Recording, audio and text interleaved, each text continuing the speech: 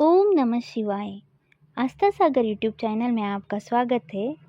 श्री रुद्र संहिता के प्रथम खंड के प्रथम अध्याय में हम आज ऋषिगणों की वार्ता का वर्णन सुनेंगे, जो विश्व की उत्पत्ति, स्थिति और लय आदि के एकमात्र कारण है। गिरिराज कुमारी उमा के पति है, जिनकी कीर्ति का कहीं अंत नहीं है, जो माया के आश्रय होकर भी उससे दूर है तथा जिनका स्वरूप दुर्लभ है। मैं उन भगवान शंकर की वंदना करता हूँ, जिनकी माया विश्व की सृष्टि करती है। जैसे लोहा चुंबक से आकर्षित होकर उसके पास ही लटका रहता है, उसी प्रकार ये सारे जगत जिसके आसपास ही भ्रमण करते हैं, जिन्होंने इन प्रपंचों को रचने की विधि बताई है, जो सभी के भीतर अंतर्यामी रूप में विराजमान है, मैं उन भगवान शिव को नमन करता हूँ। ऋषि बोले, हे सूत जी, अब आप हमसे भगवान शिव व पार्वती के परम उत्तम व दिव्य स्वरूप का वर्णन कीजिए। सृष्टि की रचना से पूर्व, सृष्टि के मध्यकाल व अंतकाल में महेश्वर किस प्रकार व किस रूप में स्थित होते हैं? सभी लोगों का कल्याण करने वाले भगवान शिव कैसे प्रसन्न होते हैं तथा प्रसन्न होने पर अपने भक्तों को कौन कौन से उत्तम फल देते हैं? हमने सुना है कि भगवान शिव महान दयालु है, अपने भक्तों को कष्ट में नहीं देख सकते। ब्रह्मा, विष्णु और महेश तीनों देवता शिव जी के अंग से ही उत्पन्न हुए हैं। हम पर कृपा कर शिव जी के प्राकट्य, देवी उमा की उत्पत्ति, शिव उमा विवाह, गृहस्थ धर्म एवं शिव जी के अनंत चारित्रों को सुनाइए।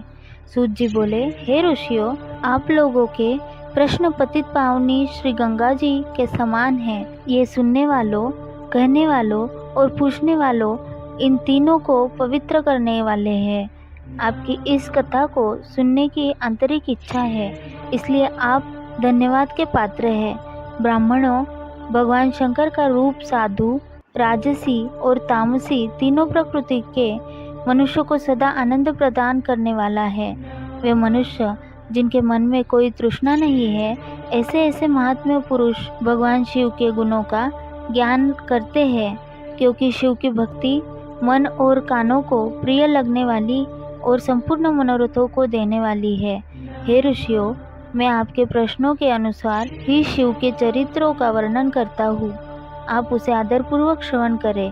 आपके प्रश्नों के अनुसार ही नारद जी ने अपने पिता ब्रह्मा जी से यही प्रश्न किया था। तब ब्रह्मा जी ने प्रसन्न होकर शिव चरित्र सुनाया था। उसी संवाद को मैं तुम्हें सुनाता हूँ, क्योंकि उस संवाद में भवसागर से मुक्त कराने वाले गौरीश की अनेकों आश्चर्यमयी लीलाएं वर्णित है। ओम नमः शिवाय। रुद्र संहिता के प्रथम खंड के दूसरे अध्याय में नारद जी की काम वासना का वर्णन किया गया है। सूत जी बोले, हे ऋषियों, एक समय की बात है। ब्रह्मा पुत्र नारद जी हिमालय पर्वत की एक गुफा में बहुत दिनों से तपस्या कर रहे थे। उन्होंने दृढ़तापूर्वक समाधि लगाई थी और तप करने लगे थे। उनके उग्र तप का समाचार पाकर देवराज इंद्र कांप उठे। उन्होंने सोचा कि नारद मुनि मेरे स्वर्गलोक के राज्य को छीनना चाहते हैं। यह ख्याल आते ही इंद्र ने उनकी तपस्या में विघ्न डालने की कोशिश की। उन्होंने कामदेव को बुलाया और कहने लगे, हे कामदेव, तुम मेरे परम मित्र एवं हितैषी हो। नारद हिमाचल पर्वत की गुफा में बैठकर तपस्या कर रहा है। कहीं ऐसा न हो कि वह वरदान में ब्रह्मा जी से मेरा स्वर्ग का राज्य ही मांग बैठे। अतः तुम वहां जाकर उनका तप भंग कर दो। यह आज्ञा पाकर कामदेव वसंत को साथ ले बड़े गर्व से उस स्थान पर गए और अपनी सारी कलाएं रच डाली। कामदेव और वसंत के बहुत प्रयत्न करने पर भी नारद मुनि के मन में कोई विकार उत्पन्न नहीं हुआ। महादेव जी के अनुग्रह से उन दोनों का गर्व चूर्ण हो गया। ऐसा इसलिए हुआ क्योंकि महादेव जी की कृपा से नारद मुनि पर कामदेव का कोई प्रभाव नहीं पड़ा था। पहले उस आश्रम में भगवान शिव ने भी तपस्या की थी। उसी स्थान पर उन्होंने ऋषि मुनियों की तपस्या का नाश करने वाले कामदेव को भस्म कर डाला था। कामदेव को भस्म देखकर उनकी पत्नी रति ने बिलखते हुए भगवान शंकर से उन्हें जीवित करने की प्रार्थना की तथा सभी देवता शिवजी से प्रार्थना करने लगे। तो भगवान महादेव जी ने कहा था कि कुछ समय पश्चात कामदेव स्वयं जीवित हो जाएंगे, किंतु इस स्थान पर और इसके आसपास जहाँ तक भस्म दिखाई देती है वहाँ तक की पृथ्वी पर कामदेव की माया और कामबाण का कोई प्रभाव नहीं पड़ेगा। इस प्रकार उस स्थान से कामदेव लज्जित होकर वापस लौट आया। देवराज इंद्र ने जब यह सुना कि नारद जी पर कामदेव का कोई प्रभाव नहीं पड़ा तो उन्होंने नारद जी की खूब प्रशंसा की। भगवान शिव की माया के कारण वे भूल गए थे कि शिव जी के शाप के कारण उस स्थान पर कामदेव की माया नहीं चल सकती। नारद जी भगवान शिव की कृपा से बहुत समय तक तपस्या करते रहे। अपने तप को पूर्ण हुआ समझकर नारद जी उठे तो उन्हें कामदेव पर विजय प्राप्त करने का ध्यान आया। तब उन्हें मन ही मन इस बात का घमंड हुआ कि उन्होंने कामदेव पर विजय प्राप्त कर ली। इस प्रकार अभिमान से उनका ज्ञान नष्ट हो गया। वे यह समझ नहीं सके कि कामदेव के पराजित होने में भगवान शंकर की ही माया थी। तब वे अपनी काम विजय की कथा सुनाने के लिए शीघ्र ही कैलाश पर्वत पर जा पहुँचे और भगवान शिव को नमस्कार करके अपनी तपस्या की सफलता का समाचार तथा कामदेव पर विजय प्राप्त करने का समाचार कह सुनाया। यह सब सुनकर महादेव जी ने नारद की प्रशंसा करते हुए कहा, हे नारद जी, आप परम धन्य हैं, परंतु मेरी एक बात याद रखना कि यह समाचार किसी अन्य देवता को मत सुनाना, विशेषकर भगवान विष्णु से तो इस बात को कदापि न कहना।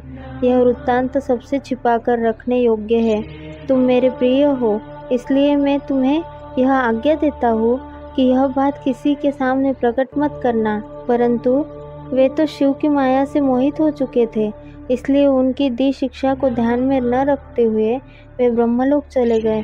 वह ब्रह्मा जी को नमस्कार कर बोले, मैंने अपने तपोबल से कामदेव को जीत लिया है। यह सुनकर ब्रह्मा जी ने भगवान शिव के चरणों का चिंतन करके सारा कारण जान लिया तथा अपने पुत्र नारद को यह सब किसी और से कहने के लिए मना कर दिया। नारद के मन में अभिमान के अंकुर उत्पन्न हो गए थे, जिसके फलस्वरूप उनकी बुद्धि नष्ट हो गई थी। वे तो तुरंत विष्णुलोक पहुंचकर भगवान विष्णु को यह सारा किस्सा सुनाना चाहते थे। अतः शीघ्र ही वे ब्रह्मलोक से चल दिए। नारद मुनि को आते देखकर भगवान विष्णु सिंहासन से उठ खड़े हुए। उन्होंने नारद को गले लगाया और आदर सहित आसन पर बिठाया। भगवान शिव के चरणों का स्मरण करके भगवान विष्णु ने नारद जी से पूछा, नारद जी, आप कहाँ से आ रहे हैं और इस लोक में आपका शुभागमन किस लिए हुआ है? यह सुनकर नारद जी ने अहंकार सहित अपने तप के पूर्ण होने एवं कामदेव पर विजय प्राप्त करने का समस्त हाल उन्हें कह सुनाया। भगवान विष्णु काम के विजय के असली कारण को समझ चुके थे। वे नारद जी से बोले, हे नारद जी, आपकी कीर्ति एवं निर्मल बुद्धि धन्य है। काम, क्रोध एवं लोभ मोह उन मनुष्यों को पीड़ित करते हैं जो भक्तिहीन है। आप तो ज्ञान वैराग्य से युक्त एवं ब्रह्मचारी है, फिर भला यह काम आपका क्या बिगाड़ सकता था? देवर्षि नारद बोले, हे भगवान, यह सब आपकी कृपा का ही फल है। आपकी कृपा के आगे कामदेव की क्या सामर्थ्य है जो मेरा कुछ बिगाड़ सके? मैं तो सदा ही निर्भय हूँ। इतना कहकर नारद जी विष्णु भगवान को नमस्कार कर वहाँ से चल दिए। ओम नमः शिवाय। रुद्र संहिता के 3रे अध्याय में हम आज नारद जी का भगवान विष्णु से उनका रूप मांगने का वर्णन सुनेंगे। सूत जी बोले, महर्षियों, नारद जी के चले जाने पर शिव जी की इच्छा से विष्णु भगवान ने एक अद्भुत माया रची। उन्होंने जिस ओर नारद जी जा रहे थे वह एक सुंदर नगर बना दिया। वह नगर वैकुंठ लोक से भी अधिक रमणीय था। वहाँ बहुत से विहार स्थल थे। उस नगर के राजा का नाम शीलनिधि था। उस राजा की एक बहुत सुंदर कन्या थी। उन्होंने अपनी पुत्री के लिए स्वयंवर का आयोजन किया था। उनकी कन्या का वरण करने के लिए उत्सुक बहुत से राजकुमार पधारे थे। वहाँ बहुत चहल पहल थी। इस नगर की शोभा देखते ही नारद जी का मन मोहित हो गया। जब राजा शीलनिधि ने नारद जी को आते देखा तो उन्हें सादर प्रणाम करके स्वर्ण सिंहासन पर बैठाकर उनकी पूजा की। फिर अपनी देव सुंदरी कन्या को बुलाया, जिसने महर्षि के चरणों में प्रणाम किया। नारद जी से उसका परिचय कराते हुए शीलनिधि ने निवेदन किया, महर्षि, यह मेरी पुत्री श्रीमती है।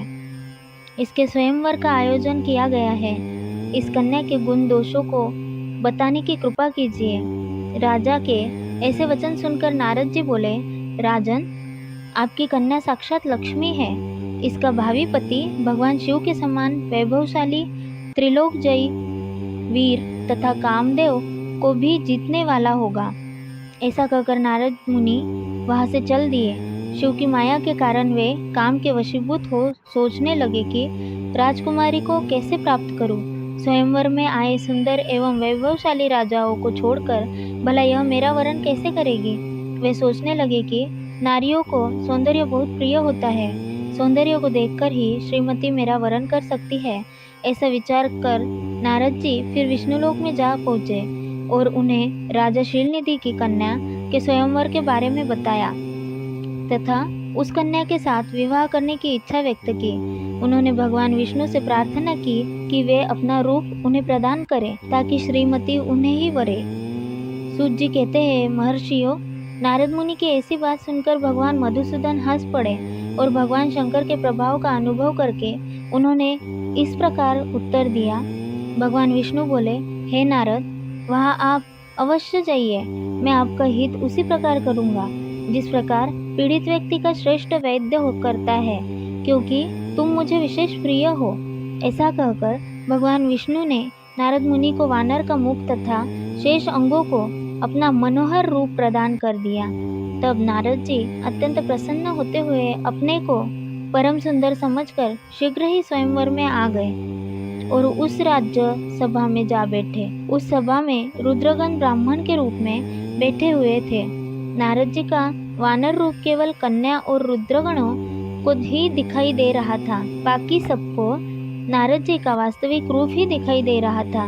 नारद जी मन ही मन प्रसन्न होते हुए श्रीमती की प्रतीक्षा कर रहे थे।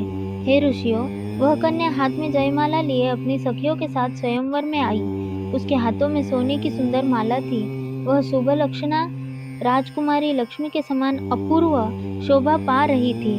नारद मुनि का भगवान विष्णु जैसा शरीर और वानर जैसा मुख देख वह कुपित हो गई और उनकी ओर से दृष्टि हटाकर मनोवांछित वर की तलाश में आगे चली गई। सभा में अपने मनपसंद वर न पाकर वह उदास हो गई। उसने किसी के भी गले में वरमाला नहीं डाली।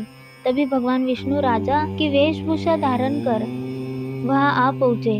विष्णु जी को देखते ही उस परम सुंदरी ने उनके गले में वरमाला डाल दी। विष्णु जी राजकुमारी को साथ लेकर तुरंत अपने लोक को चले गए। यह देखकर नारद जी विचलित हो गए। तब ब्राह्मणों के रूप में उपस्थित रुद्रगणों ने नारद जी से कहा, हे नारद जी, आप व्यर्थ ही काम से मोहित हो सौंदर्य के बल से राजकुमारी को पाना चाहते हैं। पहले जरा अपना वानर के समान मुख तो देख लीजिए। सूत जी बोले। यह वचन सुनकर नारद जी को बड़ा आश्चर्य हुआ। उन्होंने दर्पण में अपना मुंह देखा। वानर के समान मुख को देखकर वे अत्यंत क्रोधित हो उठे तथा दोनों रुद्रगणों को श्राप देते हुए बोले, तुमने एक ब्राह्मण का मजाक उड़ाया है, अतः तुम ब्राह्मण कुल में पैदा होकर भी राक्षस बन जाओ। यह सुनकर वे शिवगण कुछ नहीं बोले, बल्कि इसे भगवान शिव की इच्छा मानते हुए उदासीन भाव से अपने स्थान को चले गए और भगवान शिव की स्तुति करने लगे। ओम नमः शिवाय। रुद्र संहिता का अध्याय 4। नारद जी का भगवान विष्णु को शाप देना। ऋषि बोले, हे सूत जी, रुद्रगणों के चले जाने पर नारद जी ने क्या किया और वे कहाँ गए, इस सब के बारे में भी हमें बताइए। सूत जी बोले, हे ऋषियों, माया से मोहित नारद जी उन दोनों शिवगणों को शाप देकर भी मोहवश कुछ जान न सके। तत्पश्चात क्रोधित होते हुए वे तालाब के पास पहुंचे और वहां जल में पुनः अपनी परछाई देखी तो उन्हें फिर वानर जैसी आकृति दिखाई दी। उसे देखकर नारद जी को और अधिक क्रोध चढ़ आया। वे सीधे विष्णुलोक की ओर चल दिए। वहां पहुंचकर भगवान विष्णु से वे बोले, हे हरि, तुम बड़े दुष्ट हो। अपने कपट से विश्व को मोहने वाले तुम दूसरों को सुखी होता नहीं देख सकते। तभी तो तुमने सागर मंथन के समय मोहिनी का रूप धारण कर दैत्यों से अमृत का कलश छीन लिया था और उन्हें अमृत की जगह मदिरा पिलाकर पागल बना दिया था। यदि उस समय भगवान शंकर दया करके विष को न पीते तो तुम्हारा सारा कपट प्रकट हो जाता। तुम्हें कपटपूर्ण चालें अधिक प्रिय है। भगवान महादेव जी ने ब्राह्मणों को सर्वोपरि बताया है। आज तुम्हें मैं ऐसी सीख दूंगा जिससे तुम फिर कभी कहीं भी ऐसा कार्य नहीं कर सकोगे। अब तक तुम्हारा किसी शक्तिशाली मनुष्य से पाला नहीं पड़ा है, इसलिए तुम निडर बने हुए हो।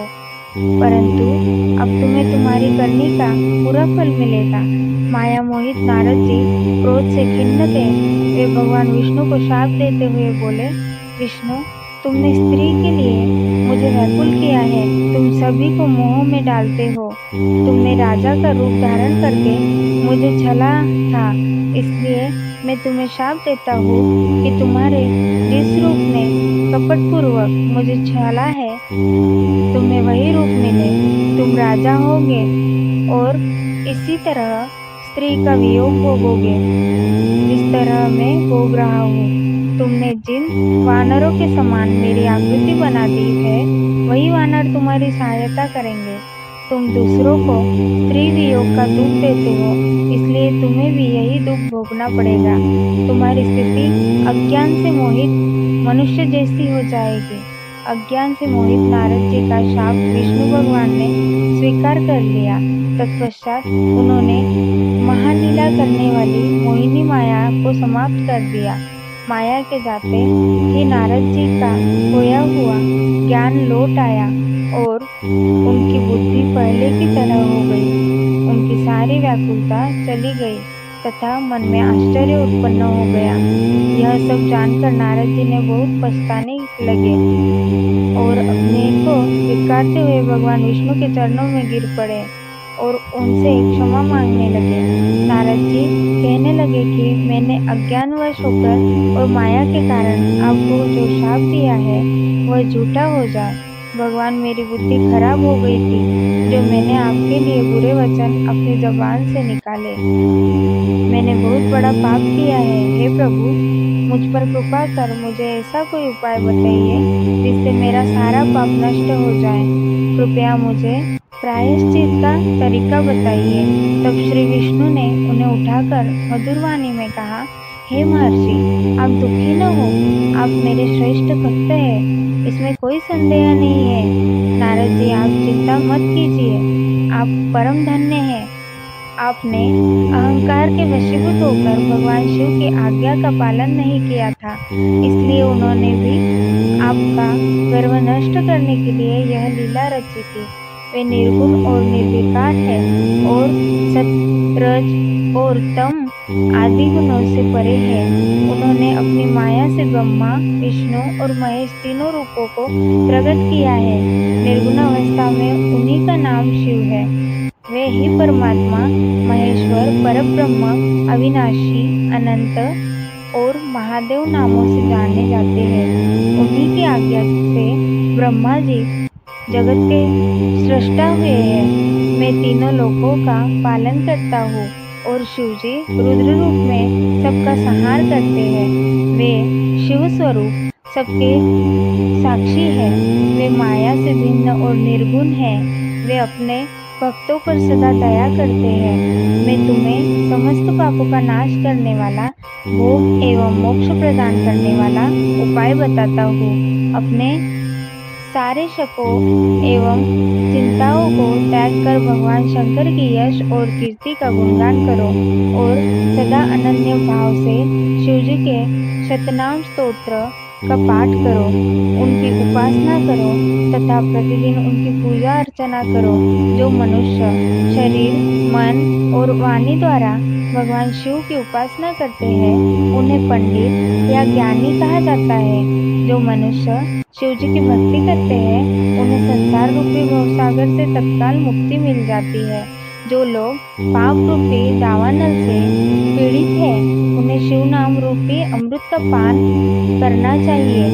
वेदों का पूर्ण ज्ञान प्राप्त करने के पश्चात ही ज्ञानी मनुष्य ने शिव जी की पूजा को जन्म मरण रूपी बंधनों से मुक्त होने का सर्वश्रेष्ठ साधन बताया है।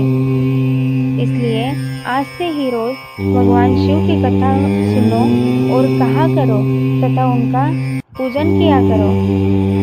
अपने हृदय में भगवान शिव के चरणों की स्थापना करो तथा उनके तीर्थों में निवास करते हुए उनकी स्तुति कर उनका गुणगान करो।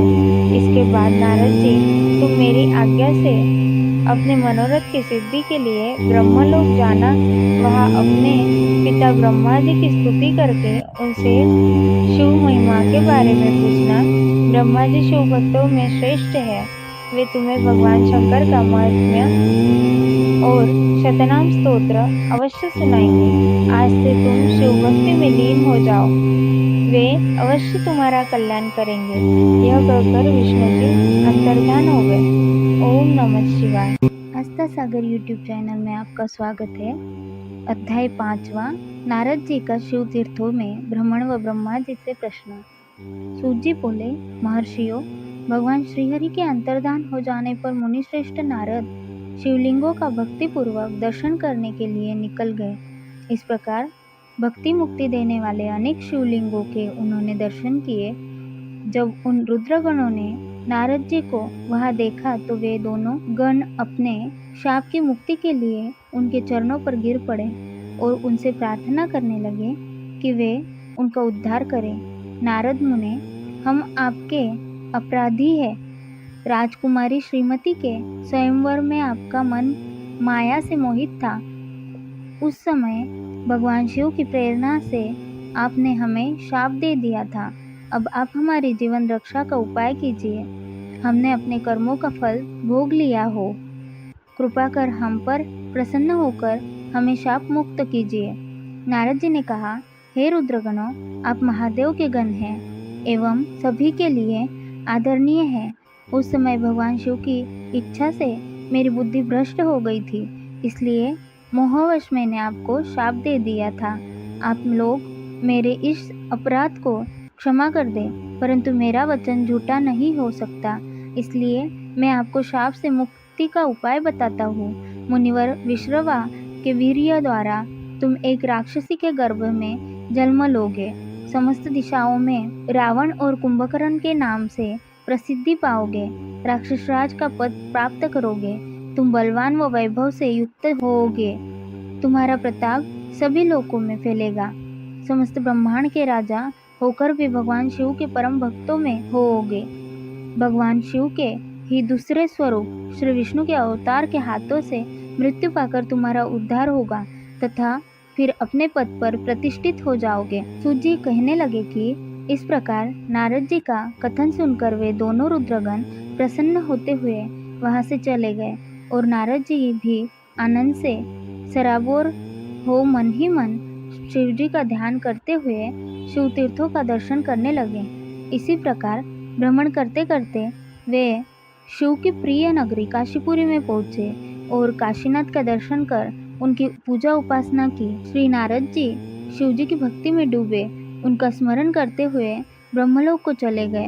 वहां पहुंचकर उन्होंने ब्रह्मा जी को आदरपूर्वक नमस्कार किया और उनकी स्तुति करने लगे।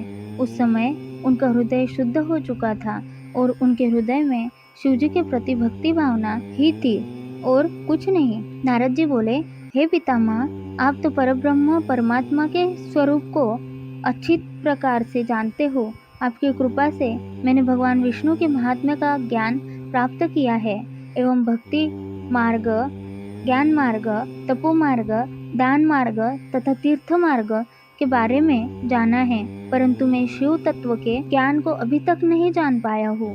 मैं उनकी पूजा विधि को भी नहीं जानता हूँ, अतः अब मैं उनके बारे में सभी कुछ जानना चाहता हूँ। मैं भगवान शिव के विभिन्न चरित्रों, उनके स्वरूप तथा वे सृष्टि के आरंभ में, मध्य में किस रूप में थे, उनकी लीलाएं कैसी होती है और प्रलय काल में भगवान शिव कहाँ निवास करते हैं, उनका विवाह तथा उनके पुत्र कार्तिकेय के जन्म आदि की कथाएं मैं आपके श्रीमुख से सुनना चाहता हूँ। भगवान शिव कैसे प्रसन्न होते हैं और प्रसन्न होने पर क्या क्या प्रदान करते हैं, इस संपूर्ण वृत्तांत को मुझे बताने की कृपा करें। अपने पुत्र नारद की ये बातें सुनकर पितामह ब्रह्मा बहुत प्रसन्न हुए। ओम नमः शिवाय। अध्याय 6। ब्रह्मा जी द्वारा शिव तत्व का वर्णन। ब्रह्मा जी ने कहा, हे नारद, तुम सदैव जगत के उपकार में लगे रहते हो। तुमने जगत के लोगों के हित के लिए बहुत उत्तम बात पूछी है, जिसके सुनने से मनुष्य के सब जन्मों के पापों का नाश हो जाता है। उस परब्रह्म शिव तत्व का वर्णन मैं तुम्हारे लिए कर रहा हूँ। शिव तत्व का स्वरूप बहुत सुंदर और अद्भुत है। जिस समय महाप्रलय आई थी और पूरा संसार नष्ट हो गया था तथा चारों ओर सिर्फ अंधकार ही अंधकार था, आकाश व ब्रह्मांड तारों व ग्रहों से रहित होकर अंधकार में डूब गए थे। सूर्य और चंद्रमा दिखाई देने बंद हो गए थे। सभी ग्रहों और नक्षत्रों का कहीं पता नहीं चल रहा था। दिन रात, अग्नि जल कुछ भी नहीं था। प्रधान आकाश और अन्य तेज भी शून्य हो गए थे। शब्द, स्पर्श, गंध, रूप, रस का अभाव हो गया था। सत्य असत्य सब कुछ खत्म हो गया था। तब सिर्फ सत ही बचा था। उस तत्व को मुनिजन एवं योगी अपने हृदय के भीतर ही देखते हैं। वाणी, नाम, रूप, रंग आदि की वहाँ तक पहुँच नहीं है। उस परब्रह्म के विषय में ज्ञान और अज्ञान से किए गए संबोधन के द्वारा कुछ समय बाद अर्थात सृष्टि का समय आने पर एक से अनेक होने के संकल्प का उदय हुआ। तब उन्होंने अपनी लीला से मूर्ति की रचना की। वह मूर्ति संपूर्ण ऐश्वर्य तथा गुणों से युक्त, संपन्न, सर्वज्ञानमयी एवं सब कुछ प्रदान करने वाली है। यही सदाशिव की मूर्ति है। सभी पंडित विद्वान इसी प्राचीन मूर्ति को ईश्वर कहते हैं। उसने अपने शरीर से स्वच्छ शरीर वाली एवं स्वरूपभूता शक्ति की रचना की। वही परम शक्ति प्रकृति गुणमयी और बुद्धित्व की जननी कहलाई। उसे शक्ति, अंबिका, प्रकृति, संपूर्ण लोकों की जननी, त्रिदेवों की माता, नित्या और मूल कारण भी कहते हैं। उसकी 8 भुजाओं एवं मुख की शोभा विचित्र है। उसके मुख के सामने चंद्रमा की कांति भी क्षीण हो जाती है। विभिन्न प्रकार के आभूषण एवं गतियाँ देवी की शोभा बढ़ाती है। वे अनेक प्रकार के अस्त्र शस्त्र धारण किए हुए हैं। सदाशिव को ही सब मनुष्य परम पुरुष, ईश्वर, शिव शंभु और महेश्वर कहकर पुकारते हैं। उनके मस्तक पर गंगा, भाल में चंद्रमा और मुख में 3 नेत्र शोभा पाते हैं। उसके 5 मुख हैं तथा 10 भुजाओं के स्वामी एवं त्रिशूलधारी है। वे अपने शरीर में भस्म लगाए हैं। उन्होंने शिवलोक नामक क्षेत्र का निर्माण किया है। यह परम पावन स्थान काशी नाम से जाना जाता है। यह परम मोक्षदायक स्थान है। इस क्षेत्र में परमानंद रूप शिव पार्वती सहित निवास करते हैं। शिव और शिवा ने प्रलय काल में भी उस स्थान को नहीं छोड़ा, इसलिए शिवजी ने उसका नाम आनंदवन रखा है। एक दिन आनंदवन में घूमते समय शिव शिवा के मन में किसी दूसरे पुरुष की रचना करने की इच्छा हुई। तब उन्होंने सोचा कि इसका भार किसी दूसरे व्यक्ति को सौंपकर हम यही काशी में विराजमान रहेंगे। ऐसा सोचकर उन्होंने अपने वाम भाग के 10वें अंग पर अमृत मल दिया, जिससे एक सुंदर पुरुष वहाँ प्रकट हुआ, जो शांत और सत्व गुणों से युक्त एवं गंभीरता का अथाह सागर था। उसकी कांति इंद्रनील मणि के समान श्याम थी। उसका पूरा शरीर दिव्य शोभा से चमक रहा था तथा नेत्र कमल के समान थे। उसने हाथ जोड़कर भगवान शिव और शिवा को प्रणाम किया तथा प्रार्थना की कि मेरा नाम निश्चित कीजिए। यह सुनकर भगवान शिव हंसकर बोले, कि सर्वत्र व्यापक होने से तुम्हारा नाम विष्णु होगा। तुम भक्तों को सुख देने वाले होोगे। तुम यही स्थिर रहकर तप करो, वही सभी कार्यों का साधन है। ऐसा कहकर शिवजी ने उन्हें ज्ञान प्रदान किया तथा वहाँ से अंतर्धान हो गए। तब विष्णु जी ने 12 वर्ष तक वहाँ दिव्य तप किया। तपस्या के कारण उनके शरीर से अनेक जलधाराएं निकलने लगी। उस जल से सारा सुना आकाश व्याप्त हो गया। वह ब्रह्मरूप जल से अपने स्पर्श मात्र से पापों का नाश करने वाला था। उस जल में भगवान विष्णु ने स्वयं शयन किया। नार अर्थात जल में निवास करने के कारण ही वे नारायण कहलाए।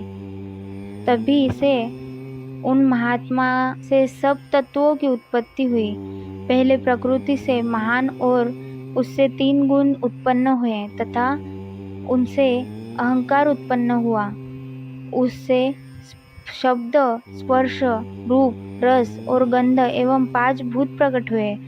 उनसे ज्ञानेंद्रिया एवं कामेंद्रिया बनी। उस समय एकाकार 24 तत्व प्रकृति से प्रकट हुए एवं उनको ग्रहण करके परम पुरुष नारायण भगवान शिवजी की इच्छा से जल में सो गए। ओम नमः शिवाय। रुद्र संहिता के 7वें अध्याय में आज हम विवादग्रस्त ब्रह्मा विष्णु के मध्य अग्नि स्तंभ का प्रकट होना ये वर्णन सुनेंगे। ब्रह्मा जी कहते हैं, हे देवर्षि, जब नारायण जल में शयन करने लगे तब शिवजी की इच्छा से विष्णु जी की नाभि से एक बहुत बड़ा कमल प्रकट हुआ।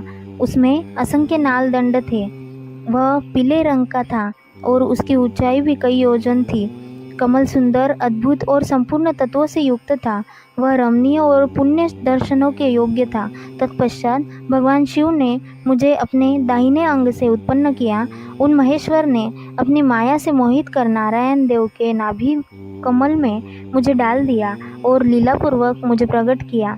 इस प्रकार उस कमल से पुत्र के रूप में मुझे जन्म मिला। मेरे 4 मुख लाल मस्तक पर त्रिपुंड धारण किए हुए थे। भगवान शिव की माया से मोहित होने के कारण मेरी ज्ञान शक्ति बहुत दुर्लभ हो गई और मुझे कमल के अतिरिक्त और कुछ भी दिखाई नहीं दे रहा था। मैं कौन हूँ, कहाँ से आया हूँ, मेरा कार्य क्या है, मैं किसका पुत्र हूँ, किसने मेरा निर्माण किया है। कुछ इसी प्रकार के प्रश्नों ने मुझे परेशानी में डाल दिया था। कुछ क्षण बाद मुझे बुद्धि प्राप्त हुई और मुझे लगा कि इसका पता लगाना बहुत सरल है। इस कमल का उद्गम स्थान इस जल में नीचे की ओर है और इसके नीचे मैं उस पुरुष को पा सकूंगा जिसने मुझे प्रकट किया है। यह सोचकर एक नाल को पकड़कर मैं 100 वर्षों तक नीचे की ओर उतरता रहा, परंतु फिर भी मैंने कमल की जड़ को नहीं पाया। इसलिए मैं पुनः ऊपर की ओर बढ़ने लगा। बहुत ऊपर जाने पर भी कमल कोश को नहीं पा सका। तब मैं और अधिक परेशान हो गया। उसी समय भगवान शिव की इच्छा से मंगलमयी आकाशवाणी प्रकट हुई। उस वाणी ने कहा, तपस्या करो। उस आकाशवाणी को सुनकर अपने पिता का दर्शन करने हेतु मैंने तपस्या करना आरंभ कर दिया और 12 वर्ष तक घोर तपस्या की। तब 4 भुजाधारी सुंदर नेत्रों से सुशोभित भगवान विष्णु प्रकट हुए। उन्होंने हाथों में शंख, चक्र, गदा और पद्म धारण कर रखे थे। उनका शरीर श्याम कांति से सुशोभित था। उनके मस्तक पर मुकुट विराजमान था तथा उन्होंने पीतांबर वस्त्र और बहुत से आभूषण धारण किए हुए थे। वे करोड़ों कामदेवों के समान मनोहर दिखाई दे रहे थे और सावली व सुनहरी आभा से शोभित थे। उन्हें वहाँ देखकर मुझे बहुत वर्षों आश्चर्य हुआ।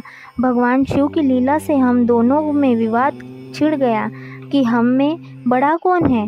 उसी समय हम दोनों के बीच में एक ज्योतिर्मय लिंग प्रकट हो गया। हमने उसका पता लगाने का निश्चय किया। मैंने ऊपर की ओर, विष्णु जी के नीचे की ओर उस स्तंभ के आरंभ और अंत का पता लगाने के लिए चलना आरंभ किया, परंतु हम दोनों को उस स्तंभ का कोई और छोर नहीं मिला। थककर हम दोनों अपने उसी स्थान पर आ गए। हम दोनों ही शिवजी की माया से मोहित थे। श्रीहरि ने सभी ओर से परमेश्वर शिव को प्रणाम किया ध्यान करने पर भी हमें कुछ ज्ञात न हो सका। तब मैंने और श्रीहरि ने अपने मन को शुद्ध करते हुए अग्निस्तंभ को प्रणाम किया। हम दोनों कहने लगे, महाप्रभु, हम आपके स्वरूप को नहीं जानते। आप जो भी है, हम आपको नमस्कार करते हैं। आप शीघ्र ही हमें अपने असली रूप में दर्शन दे। इस प्रकार हम दोनों अपने अहंकार को भूलकर भगवान शिव को नमस्कार करने लगे। ऐसा करते हुए 100 वर्ष बीत गए। ओम नमः शिवाय। रुद्र संहिता प्रथम खंड 8वें अध्याय में ब्रह्मा विष्णु को भगवान शिव के दर्शन के बारे में बताया गया है। ब्रह्मा जी बोले, मुनिश्रेष्ठ नारद, हम दोनों देवता घमंड को भूलकर निरंतर भगवान शिव का स्मरण करने लगे। हमारे मन में ज्योतिर्लिंग के रूप में प्रकट परमेश्वर के वास्तविक रूप का दर्शन करने की इच्छा और प्रबल हो गई है। शिव शंकर गरीबों के प्रतिपालक, अहंकारियों के गर्व को चूर करने वाले तथा सबके अविनाशी प्रभु है। वे हम पर दया करते हुए हमारी उपासना से प्रसन्न हो गए। उस समय वहाँ उन सूर्यश्रेष्ठ से ओम नाद स्पष्ट रूप से सुनाई देता था। उस नाद के विषय में मैं और विष्णु जी दोनों यही सोच रहे थे कि यह कहाँ से सुनाई पड़ रहा है।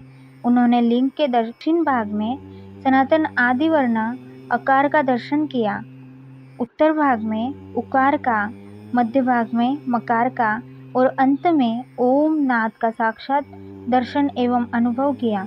दक्षिण भाग में प्रकट हुए आकार का सूर्यमंडल के समान तेजोमय रूप देखकर जब उन्होंने उत्तर भाग में देखा तो वह अग्नि के समान दीप्तिशाली दिखाई दिया। तत्पश्चात ओम को देखा, जो सूर्य और चंद्रमंडल की भांति स्थित थे और जिनके शुरू एवं अंत का कुछ पता नहीं था तथा सत्य, आनंद और अमृत स्वरूप परब्रह्म परायण ही दृष्टिगोचर हो रहा था। परंतु यह कहाँ से प्रकट हुआ है? इस अग्निस्तंभ की उत्पत्ति कहाँ से हुई है? यह श्रीहरि सोचने लगे तथा इसकी परीक्षा लेने के संबंध में विचार करने लगे। तब श्रीहरि ने भगवान शिव की चिंतन करते हुए वेद और शब्द के आवेश से युक्त हो अनुपम अग्नि स्तंभ के नीचे जाने का निर्णय किया। मैं और विष्णु जी विश्वात्मा शिव का चिंतन कर रहे थे। तभी वहाँ एक ऋषि प्रकट हुए। उन्हीं ऋषि के द्वारा परमेश्वर विष्णु ने जाना कि इस शब्द ब्रह्ममय शरीर वाले परमलिंग के रूप में साक्षात परब्रह्म स्वरूप महादेव जी प्रकट हुए हैं।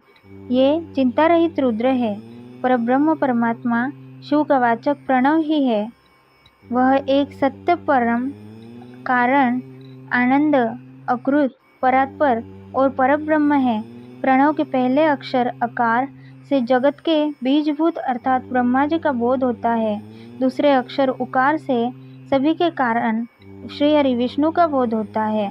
तीसरा अक्षर मकार से भगवान शिव का ज्ञान होता है। अकार सृष्टिकर्ता, उकार मोह में डालने वाला और मकार नित्य अनुग्रह करने वाला है। मकार अर्थात भगवान शिव बीजी अर्थात बीज के स्वामी हैं, तो अकार अर्थात ब्रह्मा जी बीज है। उकार अर्थात विष्णु जी योनि है। महेश्वर बीजी बीज और योनि है। इन सभी को नाद कहा गया है। बीजी अपने बीज को अनेक रूपों में विभक्त करते हैं। बीजी भगवान शिव के लिंग से उकार रूप योनि में स्थापित होकर चारों तरफ ऊपर की ओर बढ़ने लगा। वह दिव्य अंड कई वर्षों तक जल में रहा। हजारों वर्ष के बाद भगवान शिव ने इस अंड को 2 भागों में विभक्त कर दिया। तब इसके 2 भागों में से पहला सुवर्ण में कपाल ऊपर की ओर स्थित हो गया, जिससे स्वर्गलोक उत्पन्न हुआ तथा कपाल के नीचे के भाग से 5 तत्वों वाली पृथ्वी प्रकट हुई। उस अंड से चतुर्मुख ब्रह्मा उत्पन्न हुए, जो समस्त लोकों सृष्टा है। भगवान महेश्वर ही अ, उ व म त्रिविध रूपों में वर्णित है। इसलिए ज्योतिर्लिंग स्वरूप सदाशिव को ओम कहा गया है। इसकी सिद्धि यजुर्वेद में भी होती है। देवेश्वर शिव को जानकर विष्णु जी ने शक्ति संभूत मंत्रों द्वारा उत्तम एवं महान अभ्युदय से शोभित भगवान शिव की स्तुति करनी शुरू कर दी। इसी समय मैंने और विश्वपालक भगवान विष्णु ने एक अद्भुत व सुंदर रूप देखा, जिसके 5 मुख, 10 भुजा, कपूर के समान गौरवर्ण, परम कांतिमय, अनेक आभूषणों से विभूषित, महान उदार, महावीर्यवान और महापुरुषों के लक्षणों से युक्त था, और जिसके दर्शन पाकर मैं और विष्णु जी धन्य हो गए। तब परमेश्वर महादेव भगवान प्रसन्न होकर अपने दिव्यमय रूप में स्थित हो गए। आकार उनका मस्तक और आकार ललाट है। इकार दाहिना और इकार बाया नेत्र है। उकार दाहिना और उकार बाया कान है। रुकार दाया और रुकार बाया गाल है। लू ली उनकी नाक के छिद्र है। एकार और एकार उनके दोनों होठ है। ओकार और औकार उनकी दोनों दंत पंक्तियां है। और आहा देवाधिदेव शिव के तालु है। क आदि 5 अक्षर उनके दाहिने 5 हाथ है। च आदि बाएं 5 हाथ है। त और ट से शुरू 5 अक्षर उनके पैर है। पकार पेट है। फकार दाहिना और बकार बाया पार्श्व भाग है। भकार कंधा, मकार हृदय है। हकार नाभि है। य से स तक के 7 अक्षर 7 धातुएं हैं, जिनसे भगवान शिव का शरीर बना है। इस प्रकार भगवान महादेव व भगवती उमा के दर्शन कर हम दोनों कृतार्थ हो गए। हमने उनके चरणों में प्रणाम किया। तब हमें 5 कलाओं से युक्त ओमकार जनित मंत्र का साक्षात्कार हुआ। तत्पश्चात महादेव जी ओम तत्वमासी महावाक्य दृष्टिगोचर हुआ, जो परम उत्तम मंत्र रूप है। इसके बाद धर्म और अर्थ का साधक बुद्धि स्वरूप 24 अक्षरीय गायत्री मंत्र प्रकट हुआ, जो पुरुषार्थ रूपी फल देने वाला है। तत्पश्चात मृत्युंजय मंत्र, फिर पंचाक्षर मंत्र तथा दक्षिणामूर्ति व चिंतामणि का दर्शन साक्षात्कार हुआ। इन 5 मंत्रों को विष्णु भगवान ने ग्रहण कर जपना आरंभ किया।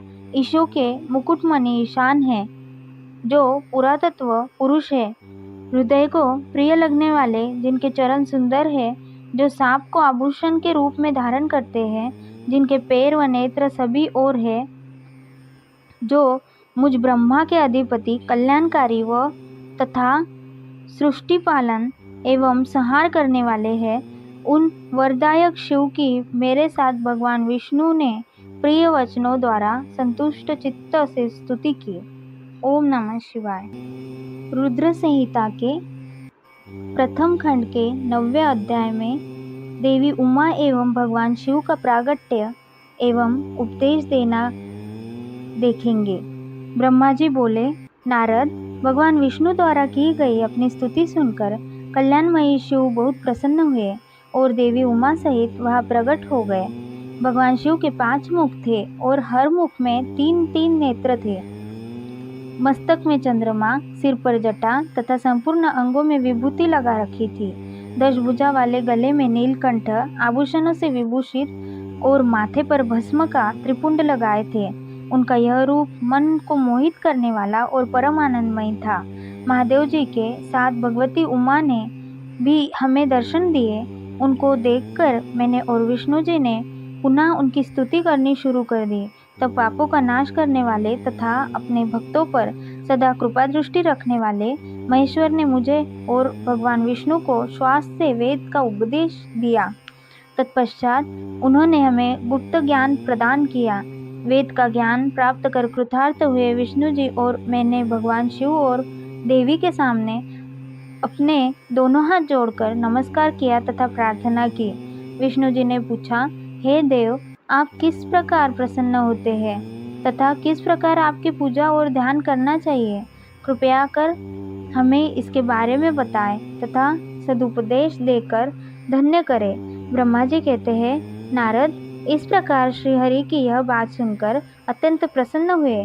कृपा निधान शिव ने प्रीतिपूर्वक यह बात की। श्री शिव बोले, मैं तुम दोनों की भक्ति से बहुत प्रसन्न हूँ। मेरे इसी रूप का पूजन व चिंतन करना चाहिए। तुम दोनों महाबली हो। मेरे दाएं बाएं अंगों से तुम प्रकट हुए हो। लोकपिता ब्रह्मा मेरे दाहिने पार्श्व से और पालनहार विष्णु मेरे बाएं पार्श्व से प्रकट हुए हो। मैं तुम पर भलीभांति प्रसन्न हूँ और तुम्हें मनवांछित फल देता हूँ। तुम दोनों की भक्ति सुदृढ़ हो।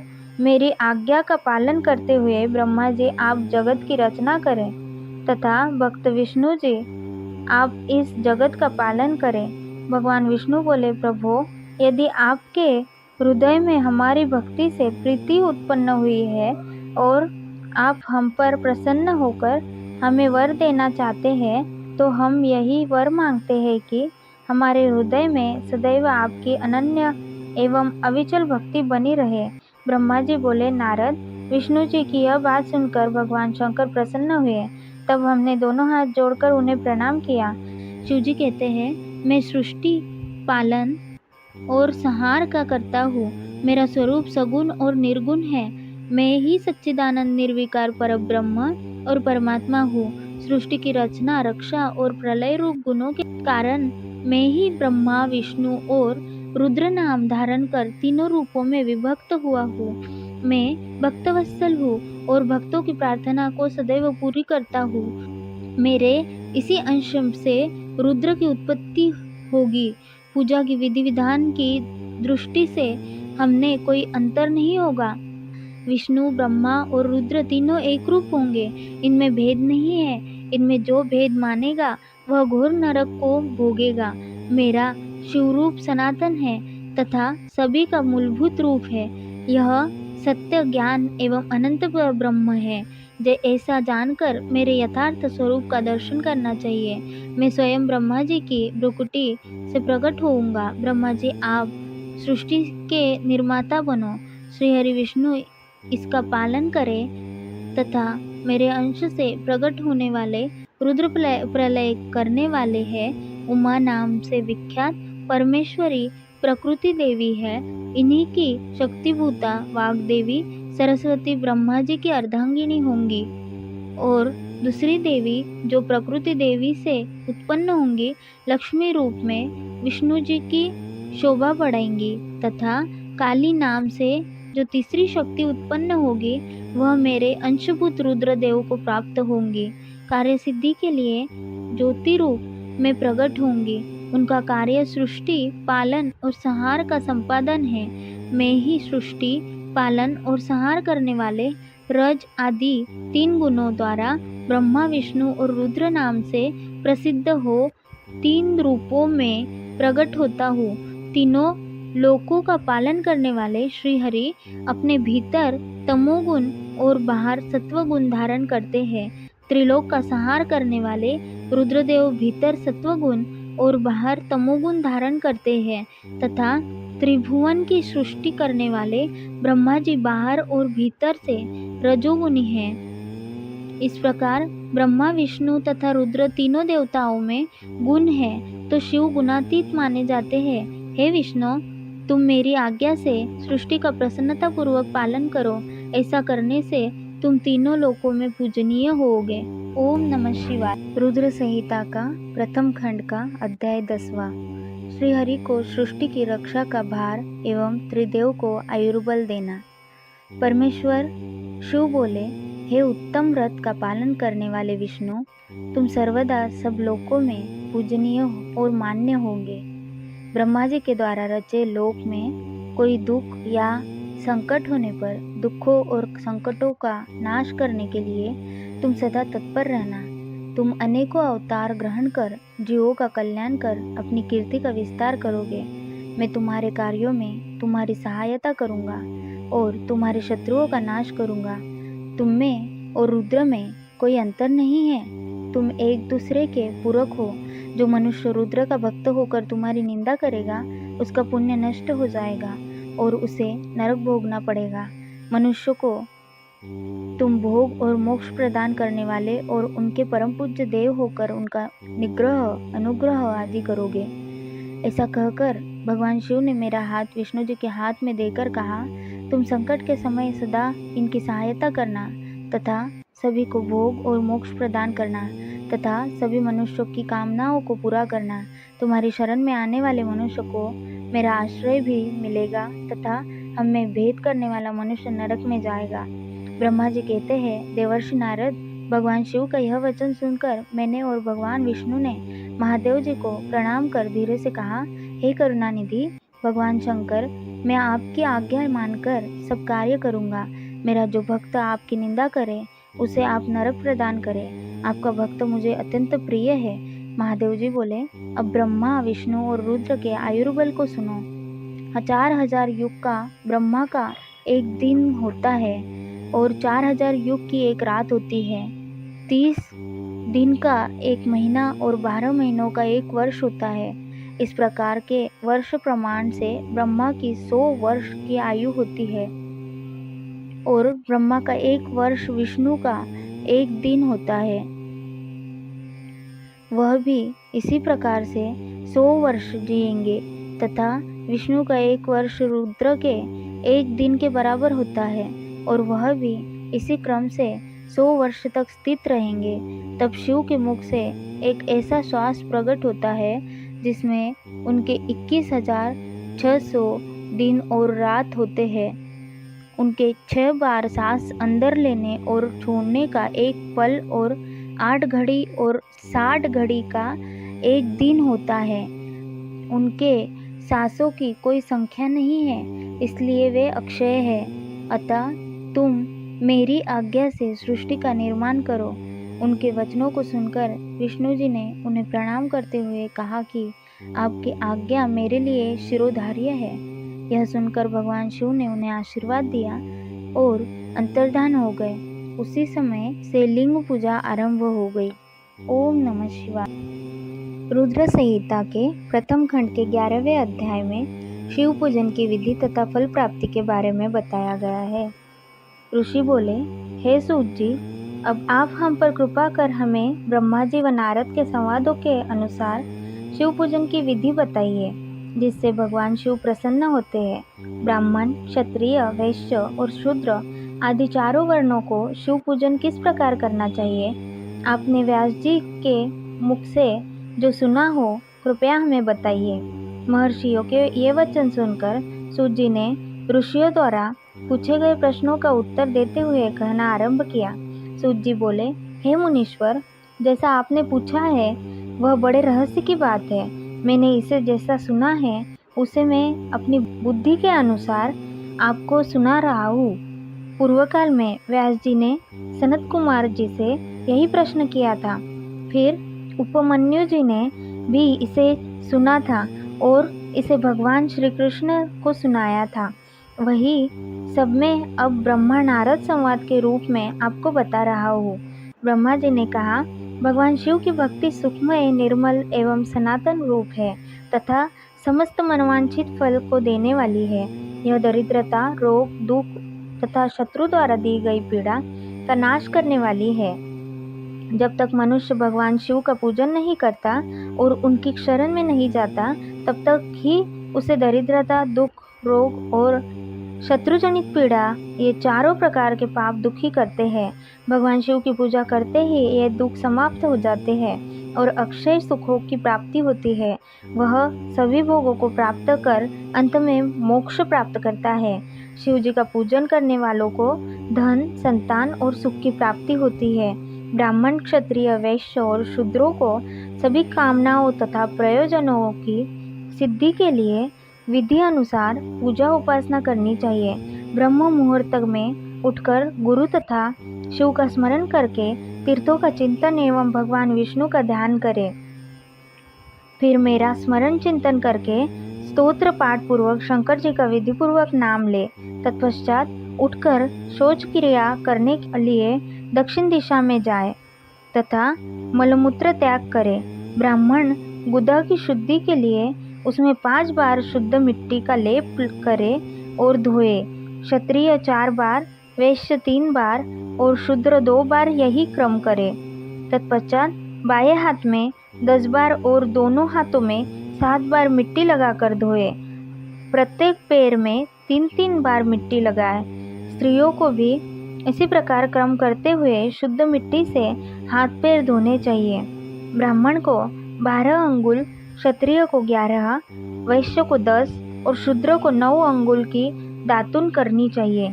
षष्ठी, अमावस्या, नवमी व्रत के दिन, सूर्यास्त के समय, रविवार और श्राद्ध के दिन दातुन न करें। दातुन के पश्चात जलाशय में जाकर स्नान करें तथा विशेष देश काल आने पर मंत्रोच्चार पूर्वक स्नान करें। फिर एकांत स्थान पर बैठकर विधिपूर्वक संध्या करें तथा इसके उपरांत विधि विधान से शिवपूजन का कार्य आरंभ करें। तदुपरांत मन को सुस्थिर करके पूजा गृह में प्रवेश करें तथा आसन पर बैठे। सर्वप्रथम गणेश जी का पूजन करें, उसके उपरांत शिव जी की स्थापना करें। 3 बार आचमन कर 3 प्राणायाम करते समय त्रिनेत्रधारी शिव का ध्यान करें। महादेव जी के 5 मुख, 10 भुजाएं और जिनकी स्फटिक के समान उज्जवल कांति है, सब प्रकार के आभूषण उनके श्रीअंगों को विभूषित करते हैं तथा वे बारंबार बांधे हुए हैं। फिर प्रणव मंत्र अर्थात ओंकार से शिव जी का पूजा आरंभ करें। पाद्य अर्घ्य और आचमन के लिए पात्रों को तैयार करें। 9 कलश स्थापित करें तथा उन्हें कुशाव से ढककर रखें। कुशाव से जल लेकर ही सबका प्रक्षालन करें। तत्पश्चात सभी कलशों में शीतल जल डालें। खस और चंदन को पाद्य पात्र में रखें। चमेली के फूल, शीतल चीनी, कपूर, बड़ की जड़ तथा तमाल का चूर्ण बना ले और आचमनीय के पात्र में डालें। इलायची और चंदन को तो सभी पात्रों में डालें। देवादिदेव महादेव जी के सामने नंदीश्वर का पूजन करें। गंध, धूप तथा दीपों द्वारा भगवान शिव की आराधना आरंभ करें। सद्योजातम प्रपद्यामि मंत्र से शिव जी का आह्वान करें। ओम वामदेवाय नमः मंत्र द्वारा भगवान महेश्वर को आसन पर स्थापित करें। फिर ईशान सर्वविद्या नाम मंत्र से आराध्य देव का पूजन करें। पाद्य और आचमनीय अर्पित कर अर्घ्य दें। तत्पश्चात गंध और चंदन मिले हुए जल से भगवान शिव को विधिपूर्वक स्नान कराएं। तत्पश्चात पंचामृत से भगवान शिव को स्नान कराएं। पंचामृत के 5 तत्वों दूध, दही, शक्कर, गन्ने का रस तथा घी से नहलाकर महादेव जी के प्रणव मंत्र को बोलते हुए उनका अभिषेक करें। जलपात्रों में शुद्ध व शीतल जल ले। सर्वप्रथम महादेव जी के लिंग पर कुश, अपामार्ग, कपूर, चमेली, चंपा, गुलाब, सफेद कनेर, बेला, कमल और उत्पल पुष्पों एवं चंदन को चढ़ाकर पूजा करें। उन पर अनवरत जल की धारा गिरने की भी व्यवस्था करें। जल से भरे पात्रों से महेश्वर को नहलाए। मंत्रों से भी पूजा करनी चाहिए। ऐसी पूजा समस्त अभिष्ट फलों को देने वाली है। पावमान मंत्र, रुद्र मंत्र, नीलरुद्र मंत्र, पुरुष सूक्त, श्री सूक्त, अथर्व शीर्ष मंत्र, शांति मंत्र, भारुण मंत्र, तंतरसाम, मृत्युंजय मंत्र एवं पंचाक्षर मंत्रों से पूजा करें।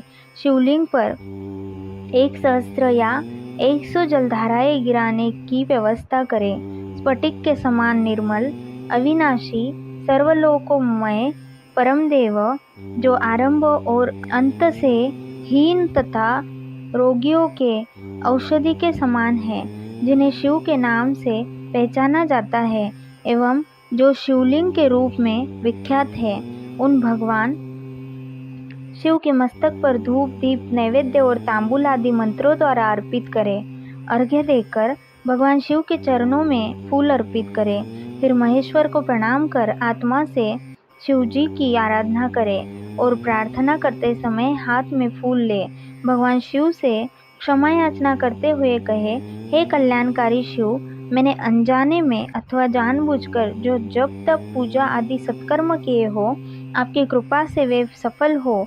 हर्षित मन से शिव जी को फूल अर्पित करें। स्वस्ति वाचन कर अनेक आशीर्वाद ग्रहण करें। भगवान शिव से प्रार्थना करें कि प्रत्येक जन्म में मेरी शिव में भक्ति हो तथा शिव ही मेरे शरणदाता हो। इस प्रकार परम भक्ति से उनका पूजन करें। फिर सपरिवार भगवान को नमस्कार करें। जो मनुष्य भक्तिपूर्वक प्रतिदिन भगवान शिव की पूजा करता है, उसे सब सिद्धियां प्राप्त होती है, उसे मनोवांछित फलों की प्राप्ति होती है, उसके सभी रोग दुख दर्द और कष्ट समाप्त हो जाते हैं। भगवान शिव की कृपा से उपासक का कल्याण होता है। भगवान शंकर की पूजा से मनुष्य में सद्गुणों की वृद्धि होती है। यह सब जानकर नारद अत्यंत प्रसन्न होते हुए अपने पिता ब्रह्मा जी को धन्यवाद देते हुए बोले कि आपने मुझ पर कृपा कर मुझे शिव पूजन की अमृत विधि बताई है। शिव भक्ति समस्त भोग और मोक्ष प्रदान करने वाली है। ओम नमः शिवाय। रुद्र संहिता का 12वां अध्याय, देवताओं को उपदेश देना। नारद जी बोले, ब्रह्मा जी आप धन्य हैं क्योंकि आपने अपनी बुद्धि को शिव चरणों में लगा रखा है। कृपा कर इस आनंदमय विषय का वर्णन सविस्तर पुनः कीजिए। ब्रह्मा जी ने कहा, हे नारद, एक समय की बात है, मैंने सब ओर से देवताओं और ऋषियों को बुलाया और क्षीर सागर के तट पर भगवान विष्णु की स्तुति कर उन्हें प्रसन्न किया। भगवान विष्णु प्रसन्न होकर बोले, हे ब्रह्मा जी एवं अन्य देवगणों, आप यहाँ क्यों पधारे हैं? आपके मन में क्या इच्छा है? आप अपनी समस्या बताइए, मैं निश्चित ही उसे दूर करने का प्रयत्न करूँगा। यह सुनकर ब्रह्मा जी बोले, हे भगवान, दुखों को दूर करने के लिए किस देवता की सेवा करनी चाहिए? तब भगवान विष्णु ने उनके प्रश्नों का उत्तर देते हुए कहा, हे ब्राह्मण, भगवान शिव शंकर ही सब दुखों को दूर करने वाले हैं। सुख की कामना करने वाले मनुष्य को उनकी भक्ति में सदैव लगे रहना चाहिए। उन्हीं में मन लगाए और उन्हीं का चिंतन करे। जो मनुष्य शिव भक्ति में लीन रहता है, जिसके मन में वे विराजमान है, वह मनुष्य कभी दुखी नहीं हो सकता। पूर्व जन्म में किए गए पुण्य एवं शिव भक्ति से ही पुरुषों को सुंदर भवन, आभूषणों से विभूषित स्त्रियां, मन का संतोष, धन संपदा, स्वस्थ शरीर, पुत्र पौत्र, अलौकिक प्रतिष्ठा, स्वर्ग के सुख एवं मोक्ष प्राप्त होता है। जो स्त्री या पुरुष प्रतिदिन भक्तिपूर्वक शिवलिंग की पूजा करता है, उसको हर जगह सफलता प्राप्त होती है। वह पापों के बंधन से छूट जाता है। ब्रह्मा जी एवं अन्य गणों ने भगवान विष्णु के उपदेश को ध्यानपूर्वक सुना। भगवान विष्णु को प्रणाम कर कामनाओं की पूर्ति हेतु उन्होंने शिवलिंग की प्रार्थना की। तब श्री विष्णु ने विश्वकर्मा को बुलाकर कहा, हे मुने, तुम मेरी आज्ञा से देवताओं के लिए शिवलिंगों का निर्माण करो। तब विश्वकर्मा ने मेरी और श्रीहरि की आज्ञा को मानते हुए देवताओं के लिए उनके अनुसार लिंगों का निर्माण कर उन्हें प्रदान किया। मुनिश्रेष्ठ नारद, सभी देवताओं को प्राप्त शिवलिंगों के विषय में सुनो। सभी देवता अपने द्वारा प्राप्त लिंग की पूजा उपासना करते हैं। पद्मपराग मणि का लिंग इंद्र को, सोने का कुबेर को, पुखराज का धर्मराज को, श्याम वर्ण का वरुण को, इंद्रनील मणि का विष्णु को और ब्रह्मा जी हेमलय लिंग को प्राप्त कर उसका भक्तिपूर्वक पूजन करते हैं। इसी प्रकार विश्वदेव चांदी के लिंग की और वसुगण पित्तल के बने लिंग की भक्ति करते हैं। पित्तल का अश्विनी कुमारों को, स्फटिक का लक्ष्मी को, तांबे का आदित्यों को और मोती का लिंग चंद्रमा को प्रदान किया गया है। व्रजलिंग ब्राह्मणों के लिए व मिट्टी का लिंग ब्राह्मणों की स्त्रियों के लिए है। मयासुर चंदन द्वारा बने लिंग का और नागों द्वारा मूंगे के बने शिवलिंग का आदर पूर्वक पूजन किया जाता है। देवी मक्खन के बने लिंग की अर्चना करती है। योगीजन भस्ममय लिंग की, यक्षगण दधि से निर्मित लिंग की, छाया देवी आटे के लिंग और ब्रह्मपत्नी रत्नमय शिवलिंग की पूजा करती है। बाणासुर पार्थिव लिंग की पूजा करता है। भगवान विष्णु ने देवताओं को उनके हित के लिए शिवलिंग के साथ पूजन विधि भी बताई। देवताओं के वचनों को सुनकर मेरे हृदय में हर्ष की अनुभूति हुई। मैंने लोगों का कल्याण करने वाली शिव पूजा की उत्तम विधि बताई। यह शिव भक्ति समस्त अभीष्ट फलों को प्रदान करने वाली है। इस प्रकार लिंगों के विषय में बताकर ब्रह्मा जी ने शिवलिंग व शिव भक्ति की महिमा का वर्णन किया। शिव पूजन भोग और मोक्ष प्रदान करता है। मनुष्य जन्म उच्च कुल में प्राप्त करना अत्यंत दुर्लभ है, इसलिए मनुष्य रूप में जन्म लेकर मनुष्य को शिव भक्ति में लीन रहना चाहिए। शास्त्रों द्वारा बताए गए मार्ग का अनुकरण करते हुए, जाति के नियमों का पालन करते हुए कर्म करे, संपत्ति के अनुसार दान आदि दे, जप तप यज्ञ और ध्यान करे। ध्यान के द्वारा ही परमात्मा का साक्षात्कार होता है। भगवान शंकर अपने भक्तों के लिए सदा उपलब्ध रहते हैं। जब तक ज्ञान की प्राप्ति न हो तब तक कर्मों से ही आराधना करें। इस संसार में जो जो वस्तु सत असत रूप में दिखती है अथवा सुनाई देती है वह परब्रह्म शिव रूप है। तत्व ज्ञान न होने तक देव की मूर्ति का पूजन करें। अपनी जाति के लिए अपनाए गए कर्म का प्रयत्न पूर्वक पालन करें। आराध्य देव का पूजन श्रद्धा पूर्वक करें, क्योंकि पूजन और दान से ही हमारी सभी विघ्न व बाधाएं दूर होती है। जिस प्रकार मैले कपड़े पर रंग अच्छे से नहीं चढ़ता, परंतु साफ कपड़े पर ही अच्छी तरह से रंग चढ़ता है, उसी प्रकार देवताओं की पूजा अर्चना से मनुष्य का शरीर पूर्णतया निर्मल हो जाता है। उस पर ज्ञान का रंग चढ़ता है और वह भेदभाव आदि बंधनों से छूट जाता है। बंधनों से छूटने पर उसके सभी दुख दर्द समाप्त हो जाते हैं और मोहमाया से मुक्त मनुष्य शिवपद प्राप्त कर लेता है। मनुष्य जब तक गृहस्थ आश्रम में रहे तब तक सभी देवताओं में श्रेष्ठ भगवान शंकर की मूर्ति का प्रेम पूर्वक पूजन करे। भगवान शंकर ही सभी देवों के मूल हैं। उनकी पूजा से बढ़कर कुछ भी नहीं है। जिस प्रकार वृक्ष की जड़ में पानी से सींचने पर जड़ एवं शाखाएं सभी तृप्त हो जाती है, उसी प्रकार भगवान शिव की भक्ति है। अतः मनोवांछित फलों की प्राप्ति के लिए शिव जी की पूजा करनी चाहिए। अभिष्ट फलों की प्राप्ति तथा सिद्धि के लिए समस्त प्राणियों को सदैव लोक कल्याणकारी भगवान शिव का पूजन करना चाहिए। ओम नमः शिवाय। रुद्र संहिता के प्रथम खंड के 13वें अध्याय में शिव पूजन की श्रेष्ठ विधि के बारे में बताया गया है। ब्रह्मा जी कहते हैं, हे नारद, अब मैं शिव पूजन की सर्वोत्तम विधि बताता हूँ। यह विधि समस्त अभीष्ट तथा सुखों को प्राप्त करने वाली है। उपासक ब्रह्म मुहूर्त में उठकर जगदम्बा पार्वती और भगवान शिव का स्मरण करे। दोनों हाथ जोड़कर उनके सामने सिर झुकाकर भक्तिपूर्वक प्रार्थना करें। हे देवेश उठिए, हे त्रिलोकीनाथ उठिए, मेरे हृदय में निवास करने वाले देव उठिए और पूरे ब्रह्मांड का मंगल करिए। हे प्रभु, मैं धर्म अधर्म को नहीं जानता हूँ, आपकी प्रेरणा से ही मैं कार्य करता हूँ।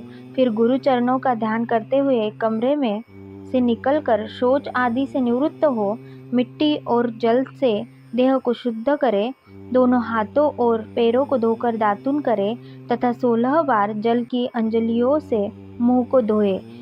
ये कार्य सूर्योदय से पूर्व ही करे। हे देवताओं और ऋषियों, षष्ठी, प्रतिपदा, अमावस्या, नवमी और रविवार के दिन दातुन न करे। नदी अथवा घर में समय से स्नान करे। मनुष्य को देश और काल के विरुद्ध स्नान नहीं करना चाहिए। रविवार, श्राद्ध, संक्रांति, ग्रहण, महादान और उपवास वाले दिन गर्म जल में स्नान न करे। क्रम से वारों को देखकर ही तेल लगाए। जो मनुष्य नियम पूर्वक रोज तेल लगाता है उसके लिए तेल लगाना किसी भी दिन दूषित नहीं है। सरसों के तेल को ग्रहण के दिन प्रयोग में न लाए। इसके उपरांत स्नान पूर्व या उत्तर की ओर मुख करके करें। स्नान के उपरांत स्वच्छ अर्थात धुले हुए वस्त्रों को धारण करें। दूसरों के पहने हुए अथवा रात में सोते समय पहने वस्त्रों को बिना धुले धारण न करें। स्नान के बाद पितरों एवं देवताओं को प्रसन्न करने हेतु तर्पण करें। उसके बाद धुले हुए वस्त्र धारण करें और आचमन करें। पूजा हेतु स्थान को गोबर आदि से लीप कर शुद्ध करें। वहाँ लकड़ी के आसन की व्यवस्था करें। ऐसा आसन अभीष्ट फल देने वाला होता है। उस आसन पर बिछाने के लिए मृग अर्थात हिरण की खाल की व्यवस्था करें। उस पर बैठकर भस्म से त्रिपुंड लगाएं। त्रिपुंड से जप तप तथा दान सफल होता है। त्रिपुंड लगाकर रुद्राक्ष धारण करें। तत्पश्चात मंत्रों का उच्चारण करते हुए आचमन करें। पूजा सामग्री को एकत्र करें। फिर जल, गंध और अक्षत के पात्र को दाहिने भाग में रखें। फिर गुरु की आज्ञा लेकर और उनका ध्यान करते हुए सपरिवार शिव का पूजन करें। विघ्न विनाशक गणेश जी का बुद्धि सिद्धि सहित पूजन करें। ओम गणपतये नमः का जाप करके उन्हें नमस्कार करें तथा क्षमा याचना करें। कार्तिकेय एवं गणेश जी का एक साथ पूजन करें तथा उन्हें बारंबार नमस्कार करें। फिर द्वार पर स्थित लंबोदर नामक द्वारपाल की पूजा करें। तत्पश्चात भगवती देवी की पूजा करें। चंदन, कुमकुम, धूप, दीप और नैवेद्य से शिव जी का पूजन करें। प्रेम पूर्वक नमस्कार करें। अपने घर में मिट्टी, सोना, चांदी, धातु या अन्य किसी धातु की शिव प्रतिमा बनाएं। भक्तिपूर्वक शिव जी की पूजा कर उन्हें नमस्कार करें। मिट्टी का शिवलिंग बनाकर विधिपूर्वक उसकी स्थापना करें तथा उसकी प्राण प्रतिष्ठा करें। घर में भी मंत्रोच्चार करते हुए पूजा करनी चाहिए। पूजा उत्तर की ओर मुख करके करनी चाहिए। आसन पर बैठकर गुरु को नमस्कार करें। अर्घ्य पात्र से शिवलिंग पर जल चढ़ाएं। शांत मन से पूर्ण श्रद्धावनत होकर महादेव जी का आह्वान इस प्रकार करें। जो कैलाश के शिखर पर निवास करते हैं और पार्वती देवी के पति हैं, जिनके स्वरूप का वर्णन शास्त्रों में है, जो समस्त देवताओं के लिए पूजित है, जिनके 5 मुख, 10 हाथ तथा प्रत्येक मुख पर 3-3 नेत्र है, जो सिर पर चंद्रमा का मुकुट और जटा धारण किए हुए हैं, जिनका रंग कपूर के समान है, जो बाघ की खाल बांधते हैं, जिनके गले में वासुकी नामक नाग लिपटा है, जो सभी मनुष्यों को शरण देते हैं और सभी भक्तगण जिनकी जय जयकार करते हैं, जिनकी सभी वेद और शास्त्रों में गुणगान किया गया है, ब्रह्मा विष्णु जिनकी स्तुति करते हैं, जो परम आनंद देने वाले तथा भक्तवत्सल है, ऐसे देवों के देव महादेव भगवान शिव जी का मैं आह्वान करता हूँ। इस प्रकार आह्वान करने के पश्चात उनका आसन स्थापित करें। आसन के बाद शिव जी को पाद्य और अर्घ्य दे। पंचामृत के द्रव्यों द्वारा शिवलिंग को स्नान कराए तथा मंत्रों सहित द्रव्य अर्पित करें। स्नान के पश्चात सुगंधित चंदन का लेप करें तथा सुगंधित जलधारा से उनका अभिषेक करें। फिर आचमन कर जल दे और वस्त्र अर्पित करें। मंत्रों द्वारा भगवान शिव को तिल, जौ, गऊ, मूंग और उड़द अर्पित करें। पुष्प चढ़ाए। शिव जी के प्रत्येक मुख पर कमल, शतपत्र, शंख पुष्प, कुश पुष्प, धतूरा, मंदार, द्रोण पुष्प, तुलसी दल तथा बेलपत्र चढ़ाकर पराभक्ति से महेश्वर की विशेष पूजा करें। बेलपत्र समर्पित करने से शिव जी की पूजा सफल होती है। तत्पश्चात सुगंधित चूर्ण तथा सुवासित तेल बड़े हर्ष के साथ भगवान शिव को अर्पित करें। गुग्गुल और अगरू की धूप दे, घी का दीपक जलाएं। प्रभु शंकर, आपको हम नमस्कार करते हैं। आप अर्घ्य को स्वीकार करके मुझे रूप दीजिए, यश दीजिए और भोग व मोक्ष रूपी फल प्रदान कीजिए। यह कहकर अर्घ्य अर्पित करें। नैवेद्य व तांबूल अर्पित करें। 5 बत्ती की आरती करें। 4 बार पैरों में, 2 बार नाभि के सामने, 1 बार मुख के सामने तथा संपूर्ण शरीर में 7 बार आरती दिखाएं। तत्पश्चात शिव जी की परिक्रमा करें। हे प्रभु शिव शंकर, मैंने अज्ञान से अथवा जानबूझकर जो पूजन किया है वह आपकी कृपा से सफल हो। हे भगवान, मेरे प्राण आप में लगे हैं। मेरा मन सदा आपका ही चिंतन करता है। हे गौरीनाथ, भूतनाथ, आप मुझ पर प्रसन्न होइए। प्रभु, जिनके पैर लड़खड़ाते हैं उनका आप ही एकमात्र सहारा है। जिन्होंने कोई भी अपराध किया है उनके लिए आप ही शरणदाता है। यह प्रार्थना करके पुष्पांजलि अर्पित करें तथा पुनः भगवान शिव को नमस्कार करें। देवेश्वर प्रभु, अब आप परिवार सहित अपने स्थान को पधारे तथा जब पूजा का समय हो तब पुनः यहाँ पधारे। इस प्रकार भगवान शंकर की प्रार्थना करते हुए उनका विसर्जन करें और उस जल को अपने हृदय में लगाकर मस्तक पर लगाएं। हे महर्षियों, इस प्रकार मैंने आपको शिव पूजन की सर्वोत्तम विधि बता दी है, जो भोग और मोक्ष प्रदान करने वाली है। ऋषिगण बोले, हे ब्रह्मा जी, आप सर्वश्रेष्ठ हैं। आपने हम पर कृपा कर शिव पूजन की सर्वोत्तम विधि का वर्णन हमसे किया, जिसे सुनकर हम सब कृतार्थ हो गए। ओम नमः शिवाय।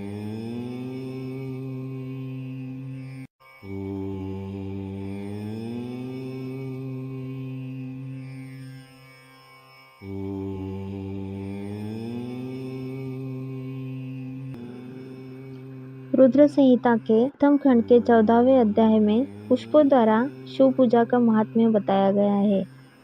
ऋषियों ने पूछा, हे महाभाग, अब आप यह बताइए कि भगवान शिव जी की किन किन फूलों से पूजा करनी चाहिए? विभिन्न फूलों से पूजा करने पर क्या क्या फल प्राप्त होते हैं? सूत जी बोले, हे ऋषियों, यही प्रश्न नारद जी ने ब्रह्मा जी से किया था। ब्रह्मा जी ने उन्हें पुष्पों द्वारा शिव जी की पूजा के महात्म्य को बताया। ब्रह्मा जी ने कहा, नारद, लक्ष्मी अर्थात तथा धन की कामना करने वाले मनुष्य को कमल के फूल, बेलपत्र, शतपत्र और शंख पुष्प से भगवान शिव का पूजन करना चाहिए। 1,00,000 पुष्पों द्वारा भगवान शिव की पूजा होने पर सभी पापों का नाश हो जाता है और लक्ष्मी की प्राप्ति होती है। 1,00,000 फूलों से शिव जी की पूजा करने से मनुष्य को संपूर्ण अभीष्ट फलों की प्राप्ति होती है। जिसके मन में कोई कामना न हो, वह उपासक इस पूजन से शिव स्वरूप हो जाता है।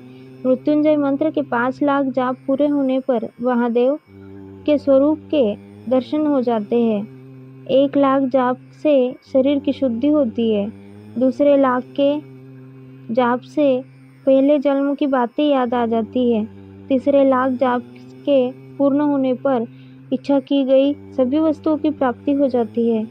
चौथे लाख जाप पूर्ण होने पर भगवान शिव सपनों में दर्शन देते हैं। 5वां लाख जाप पूरा होने पर वे प्रत्यक्ष दर्शन देते हैं। मृत्युंजय मंत्र के 10,00,000 जाप करने से संपूर्ण फलों की सिद्धि होती है। मोक्ष की कामना करने वाले मनुष्य को 1,00,000 दर्भों से शिव पूजन करना चाहिए। आयु वृद्धि की इच्छा करने वाले मनुष्य को 1,00,000 दुर्वाओं द्वारा पूजन करना चाहिए। पुत्र प्राप्ति की इच्छा रखने वाले मनुष्य को 1,00,000 धतूरे के फूलों से पूजा करनी चाहिए। पूजन में लाल डंठल वाले धतूरे को शुभदायक माना जाता है। यश प्राप्ति के लिए 1,00,000 अगस्त्य के फूलों से पूजा करनी चाहिए। तुलसी दल द्वारा शिव जी की पूजा करने से भोग और मोक्ष की प्राप्ति होती है। अड़हुल, जवा, कुसुम के 1,00,000 फूलों से पूजा करने पर शत्रुओं की मृत्यु होती है। 1,00,000 करवीर के फूलों से शिव पूजन करने पर समस्त रोगों का नाश हो जाता है। दोपहरिया के फूलों के पूजन से आभूषण तथा चमेली के फूलों से पूजन करने से वाहन की प्राप्ति होती है। अलसी के फूलों से शिव पूजन करने से विष्णु जी भी प्रसन्न होते हैं। बेलों के फूलों से अर्घ्य देने पर अच्छे जीवन साथी की प्राप्ति होती है। जूही के फूलों से पूजन करने पर घर में धन संपदा का वास होता है तथा अन्न के भंडार भर जाते हैं। कनेर के फूलों से पूजा करने पर वस्त्रों की प्राप्ति होती है। सेदुआरी और शेफालिका के फूलों से पूजन करने पर मन निर्मल हो जाता है। हर श्रृंगार के फूलों से पूजन करने पर सुख संपदा की वृद्धि होती है। राई के 1,00,000 फूलों से पूजन करने पर शत्रु मृत्यु को प्राप्त हो जाता है। चंपा और केवड़े के फूलों से शिव पूजन नहीं करना चाहिए। ये दोनों फूल महादेव के पूजन के लिए अयोग्य होते हैं। इसके अलावा सभी फूलों का पूजा में उपयोग किया जा सकता है। महादेवी जी पर चावल चढ़ाने से लक्ष्मी की प्राप्ति होती है। ये चावल अखंडित होना चाहिए। उन्हें विधिपूर्वक अर्पित करें। रुद्र प्रधान मंत्र से पूजन करते हुए शिवलिंग पर वस्त्र अर्पित करें। गंध पुष्पों और श्रीफल चढ़ाकर धूप दीप से पूजन करने से पूजा का पूरा फल प्राप्त होता है। उसी प्रांगण में 12 ब्राह्मणों को भोजन कराएं। इससे सांगोपांग पूजा संपन्न होती है। 1,00,000 तिलों से शिव जी का पूजन करने पर समस्त दुखों और क्लेश का नाश होता है। जौ के दाने चढ़ाने पर स्वर्गीय सुख की प्राप्ति होती है। गेहूं के बलने भोजन के लाख बार शिव पूजन करने से संतान की प्राप्ति होती है। मूंग से पूजन करने पर उपासक को धर्म, अर्थ और काम भोग की प्राप्ति होती है तथा वह पूजा समस्त सुखों को देने वाली है। उपासक को निष्काम होकर मोक्ष की प्राप्ति के लिए भगवान शिव की पूजा करनी चाहिए। भक्तिभाव से विधिपूर्वक शिव की पूजा करके जलधारा समर्पित करनी चाहिए। शत्रुद्रीय मंत्र से 11 रुद्र जप, सूक्त, षडंग, महामृत्युंजय और गायत्री मंत्र में नमः लगाकर नामों से अथवा प्रणव ओम मंत्र द्वारा शास्त्रोक्त मंत्र से जलधारा शिवलिंग पर चढ़ाएं। धारा पूजन से संतान की प्राप्ति होती है। सुख और संतान की वृद्धि के लिए जलधारा का पूजन उत्तम होता है। उपासक को भस्म धारण प्रेम पूर्वक शुभ एवं दिव्य द्रव्यों द्वारा शिव पूजन कर उनके सहस्त्र नामों का जाप करते हुए शिवलिंग पर घी की धारा चढ़ानी चाहिए। इससे वंश का विस्तार होता है। 10,000 मंत्रों द्वारा इस प्रकार किया गया पूजन रोगों को समाप्त करता है तथा मनोवांछित फल की प्राप्ति होती है। नपुंसक पुरुष को शिवजी का पूजन घी से करना चाहिए। ब्राह्मणों को भोजन कराना चाहिए और प्राजापत्य का व्रत रखना चाहिए। बुद्धिहीन मनुष्य को दूध में शक्कर मिलाकर इसकी धारा शिवलिंग पर चढ़ानी चाहिए। इससे भगवान प्रसन्न होकर उत्तम बुद्धि प्रदान करते हैं। यदि मनुष्य का मन उदास रहता हो, जी उचट जाए, कहीं भी प्रेम न रहे, दुख बढ़ जाए तथा घर में सदैव लड़ाई रहती रहो, तो मनुष्य को शक्कर मिश्रित दूध 10,000 मंत्रों का जाप करते हुए शिवलिंग को अर्पित करना चाहिए। खुशबू वाला तेल चढ़ाने पर भोगों की वृद्धि होती है। यदि शिवजी पर शहद चढ़ाया जाए तो टीबी जैसा रोग भी समाप्त हो जाता है। शिवजी को गन्ने का रस चढ़ाने से आनंद की प्राप्ति होती है। गंगा जल को चढ़ाने से भोग और मोक्ष की प्राप्ति होती है। उपरोक्त वस्तुओं को अर्पित करते समय मृत्युंजय मंत्र के 10,000 जाप करने चाहिए और 11 ब्राह्मणों को भोजन कराना चाहिए। इस प्रकार शिवजी की विधि सहित पूजा करने से पुत्र पौत्रादि सहित सब सुखों को भोग कर अंत में शिवलोक की प्राप्ति होती है। ओम नमः शिवाय। रुद्र संहिता के प्रथम खंड के 15वें अध्याय में आज हम सृष्टि का वर्णन सुनेंगे। नारद जी ने पूछा, हे पितामह, आपने बहुत से ज्ञान बढ़ाने वाली उत्तम बातों को सुनाया। कृपया इसके अलावा और भी जो आप सृष्टि एवं उससे संबंधित लोगों के बारे में जानते हैं, हमें बताने की कृपा करें। ब्रह्मा जी बोले, मुने, हमें आदेश देकर जब महादेव जी अंतर्धान हो गए तो मैं उनकी आज्ञा का पालन करते हुए ध्यानमग्न होकर अपने कर्तव्यों के विषय में सोचने लगा। उस समय भगवान श्री हरि विष्णु से ज्ञान प्राप्त कर मैंने सृष्टि की रचना करने का निश्चय किया। भगवान विष्णु मुझे आवश्यक उपदेश देकर वहाँ से चले गए। भगवान शिव की कृपा से ब्रह्मांड से बाहर वैकुंठ धाम में जा पहुँचे और वही निवास करने लगे। सृष्टि की रचना करने के उद्देश्य से मैंने भगवान शिव और विष्णु का स्मरण करके जल को हाथ में लेकर ऊपर की ओर उछाला। इससे वहाँ एक अंड प्रकट हुआ जो 24 तत्वों का समूह कहा जाता है। वह विराट आकार आला अंड जड़ रूप में था। उसे चेतनता प्रदान करने हेतु मैं कठोर तप करने लगा और 12 वर्षों तक तप करता रहा। तब श्री हरि विष्णु स्वयं प्रकट हुए और प्रसन्नता पूर्वक बोले। श्री विष्णु ने कहा, ब्रह्मन, मैं तुम पर प्रसन्न हूँ। जो इच्छा हो वह वर मांग लो। भगवान शिव की कृपा से मैं सब कुछ देने में समर्थ हूँ। ब्रह्मा बोले, महाभाग, आपने मुझ पर बड़ी कृपा की है। भगवान शंकर ने मुझे आपके हाथों में सौंप दिया है। आपको मैं नमस्कार करता हूँ। कृपा कर इस विराट 24 तत्वों से बने अंड को चेतना प्रदान कीजिए। मैंने ऐसा कहने पर श्री विष्णु ने अनंत रूप धारण कर अंड में प्रवेश किया। उस समय उनके सहस्त्रों मस्तक, सहस्त्र आँखें और सहस्त्र पैर थे। उनके अंड में प्रवेश करते ही वह चेतन हो गया। पाताल से सत्यलोक तक अंड के रूप में वहाँ विष्णु भगवान विराजने लगे।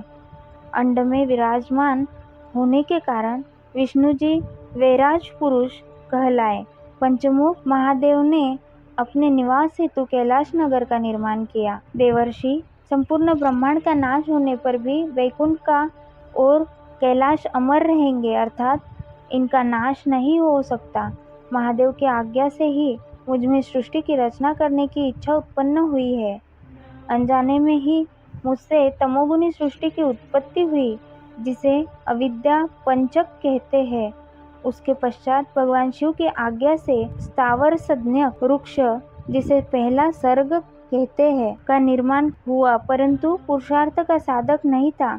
अतः दूसरा सर्ग तिर्यक स्त्रोता प्रकट हुआ। यह दुखों से भरा हुआ था। तब ब्रह्मा जी द्वारा ऊर्ध्व श्रोता नामक तीसरे सर्ग की रचना की गई। यह सात्विक सर्ग देव सर्ग के नाम से प्रसिद्ध हुआ। यह सर्ग सत्यवादी तथा परम सुखदायक है। इसकी रचना के उपरांत मैंने पुनः शिव चिंतन आरंभ कर दिया। तब एक रजोगुणी सृष्टि का आरंभ हुआ जो अर्वाक स्त्रोता नामों से विख्यात हुआ। इसके बाद मैंने 5 विकृत सृष्टि और 3 प्राकृत सर्गों को जन्म दिया। पहला महत्तत्व, दूसरा भूतों और तीसरा वैकारिक सर्ग है। इसके अलावा 5 विकृत सर्ग है। दोनों को मिलाकर कुल 8 सर्ग होते हैं। 9वां कौमार सर्ग है जिससे सनत सनंदन कुमारों की रचना हुई है। सनत आदि मेरे 4 मानस पुत्र हैं जो ब्रह्मा के समान हैं। वे महान व्रत का पालन करने वाले हैं। वे संसार से विमुख एवं ज्ञानी हैं। उनका मन शिव चिंतन में लगा रहता है। मुनि नारद मेरी आज्ञा पाकर भी उन्होंने सृष्टि के कार्य में मन नहीं लगाया। इससे मुझ में क्रोध प्रवेश कर गया। तब भगवान विष्णु ने मुझे समझाया और भगवान शिव की तपस्या करने के लिए कहा। मेरी घोर तपस्या से मेरी भौहों और नाक के मध्य भाग से महेश्वर की 3 मूर्तियां प्रकट हुई जो पूर्णाश, सर्वेश्वर एवं दया सागर थी और भगवान शिव का अर्धनारीश्वर रूप प्रकट हुआ। जन्म मरण से रहित परम तेजस्वी सर्वज्ञ नीलकंठ साक्षात उमावल्लभ भगवान महादेव के साक्षात दर्शन कर मैं धन्य हो गया। मैंने भक्तिभाव से उन्हें प्रणाम किया और उन्हें प्रसन्न करने के लिए उनकी स्तुति करने लगा। तब मैंने उनसे जीवों की रचना करने की प्रार्थना की। मेरी प्रार्थना स्वीकारते हुए देवाधिदेव महादेव शिव ने रुद्रगणों की रचना की। तब मैंने उनसे पुनः कहा, देवेश्वर शिव शंकर, अब आप संसार की मोहमाया से लिप्त ऐसे जीवों की रचना करें जो मृत्यु और जन्म के बंधन में बंधे हो। यह सुनकर महादेव जी हंसते हुए कहने लगे। शिवजी ने कहा, हे ब्रह्मा, मैं जन्म और मृत्यु के भय में लिप्त जीवों की रचना नहीं करूँगा, क्योंकि वे जीव संसार रूपी बंधन में बंधे होने के कारण दुखों से युक्त होंगे। मैं सिर्फ उनका उद्धार करूँगा, उन्हें परम ज्ञान प्रदान कर उनके ज्ञान का विकास करूँगा। हे प्रजापते, इन जीवों की रचना आप करें। मोहमाया के बंधनों में बंधे इस प्रकार के जीवों की सृष्टि करने पर भी आप इस माया में नहीं बंधेंगे। मुझसे इस प्रकार कहकर महादेव शिव शंकर अपने पार्षदों के साथ वहां से अंतर्धान हो गए। ओम नमः शिवाय। रुद्र संहिता के प्रथम खंड के 16वें अध्याय में सृष्टि की उत्पत्ति के बारे में जानेंगे। ब्रह्मा जी बोले, नारद, शब्द आदि पंचभूतों द्वारा पंचकरण करके उनके स्थूल आकाश, वायु, अग्नि, जल और पृथ्वी, पर्वत, समुद्र, वृक्ष और कला आदि से युगों और कालों की मैंने रचना की तथा और भी कई पदार्थ मैंने बनाए।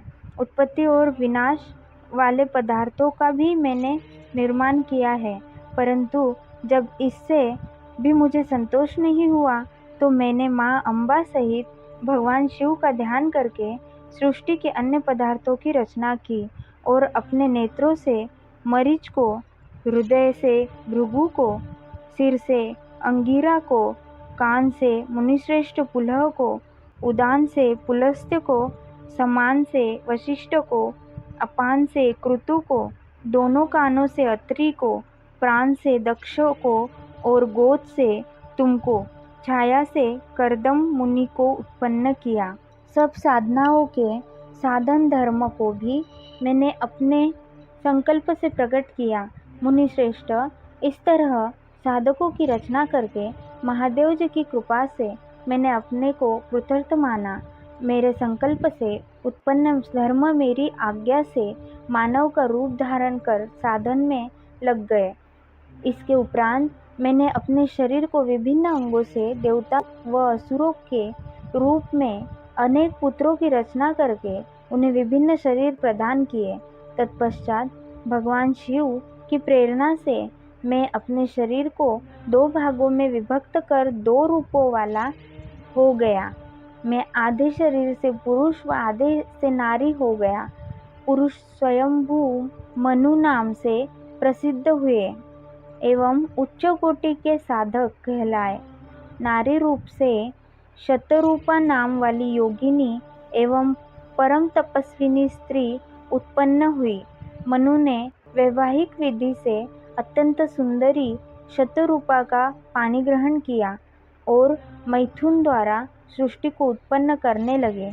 उन्होंने शतरूपा से प्रियव्रत और उत्तानपाद नामक 2 पुत्र तथा आकुति, देवहूति और प्रसूति नामक 3 पुत्रियां प्राप्त की।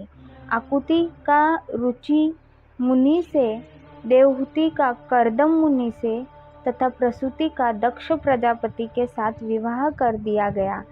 इनकी संतानों से पूरा जगत चराचर हो गया। रुचि और आकुति के वैवाहिक संबंध में यज्ञ और दक्षिणा नामक स्त्री पुरुष का जोड़ा उत्पन्न हुआ। यज्ञ की दक्षिणा से 12 पुत्र हुए। मुने कर्दम और देवहूति के संबंध से बहुत सी पुत्रियां पैदा हुई। दक्ष और प्रसूति से 24 कन्याएं हुई। दक्ष ने 13 कन्याओं का विवाह धर्म से कर दिया। ये 13 कन्याएं श्रद्धा, लक्ष्मी, धृति, तुष्टि, पुष्टि, मेधा, क्रिया, बुद्धि, लज्जा, वसु, शांति, सिद्धि और कीर्ति है। अन्य 11 कन्याओं ख्याति, सती, संभूति, स्मृति, प्रीति, क्षमा, सन्नति, अनुसया, ऊर्जा, स्वाहा और स्वधा का विवाह भृगु, शिव, मरीचि, अंगिरा, पुलस्त्य, पुलह, क्रतु, अत्रि, वशिष्ठ, अग्नि और पितर नामक मुनियों से संपन्न हुआ। इनकी संतानों से पूरा त्रिलोक भर गया। अंबिका पति महादेव जी की आज्ञा से बहुत से प्राणी श्रेष्ठ मुनियों के रूप में उत्पन्न हुए। कल्पभेद से दक्ष की 60 कन्याएं हुई। उनमें से 10 कन्याओं का विवाह धर्म से, 27 का चंद्रमा से, 13 कन्याओं का विवाह कश्यप ऋषि से संपन्न हुआ। नारद उन्होंने 4 कन्याएं अरिष्टनेमि को ब्याह दी। भृगु, अंगिरा और कुशाश्व से 2-2 कन्याओं का विवाह कर दिया। कश्यप ऋषि की संतानों से संपूर्ण त्रिलोक आलोकित है। देवता, ऋषि, दैत्य, वृक्ष, पक्षी, पर्वत तथा लताएं आदि कश्यप पत्नियों से पैदा हुए हैं। इस तरह भगवान शंकर की आज्ञा से ब्रह्मा जी ने पूरी सृष्टि की रचना की। सर्वव्यापी शिवजी द्वारा तपस्या के लिए प्रकट देवी, जिन्हें रुद्रदेव ने त्रिशूल के अग्रभाग पर रखकर उनकी रक्षा की, वे सती देवी दक्ष से प्रकट हुई थी। उन्होंने भक्तों का उद्धार करने के लिए अनेक लीलाएं की। इस प्रकार देवी शिवा ही सती के रूप में भगवान शंकर की अर्धांगिनी बनी। परंतु अपने पिता के यज्ञ में अपने पति का अपमान देखकर उन्होंने अपने शरीर को यज्ञ की अग्नि में भस्म कर दिया। देवताओं की प्रार्थना पर ही वे मां सती पार्वती के रूप में प्रकट हुई और कठिन तपस्या करके उन्होंने पुनः भगवान भोलेनाथ को प्राप्त कर लिया। वे इस संसार में कालिका, चंडिका, भद्रा, चामुंडा, विजया, जया, जयंती, भद्रकाली, दुर्गा, भगवती, कामाख्या, कामदा, अम्बा, मृडानी और सर्वमंगला आदि अनेक नामों से पूजी जाती है। देवी के ये नाम भोग और मोक्ष को देने वाले हैं। मुनि नारद, इस प्रकार मैंने तुम्हें सृष्टि की उत्पत्ति की कथा सुनाई है। पूरा ब्रह्मांड भगवान शिव की आज्ञा से मेरे द्वारा रचा गया है। ब्रह्मा, विष्णु और रुद्र आदि तीनों देवता उन्हीं महादेव के अंश है। भगवान शिव निर्गुण और सगुण हैं। वे शिवलोक में शिवा के साथ निवास करते हैं। ओम नमः शिवाय।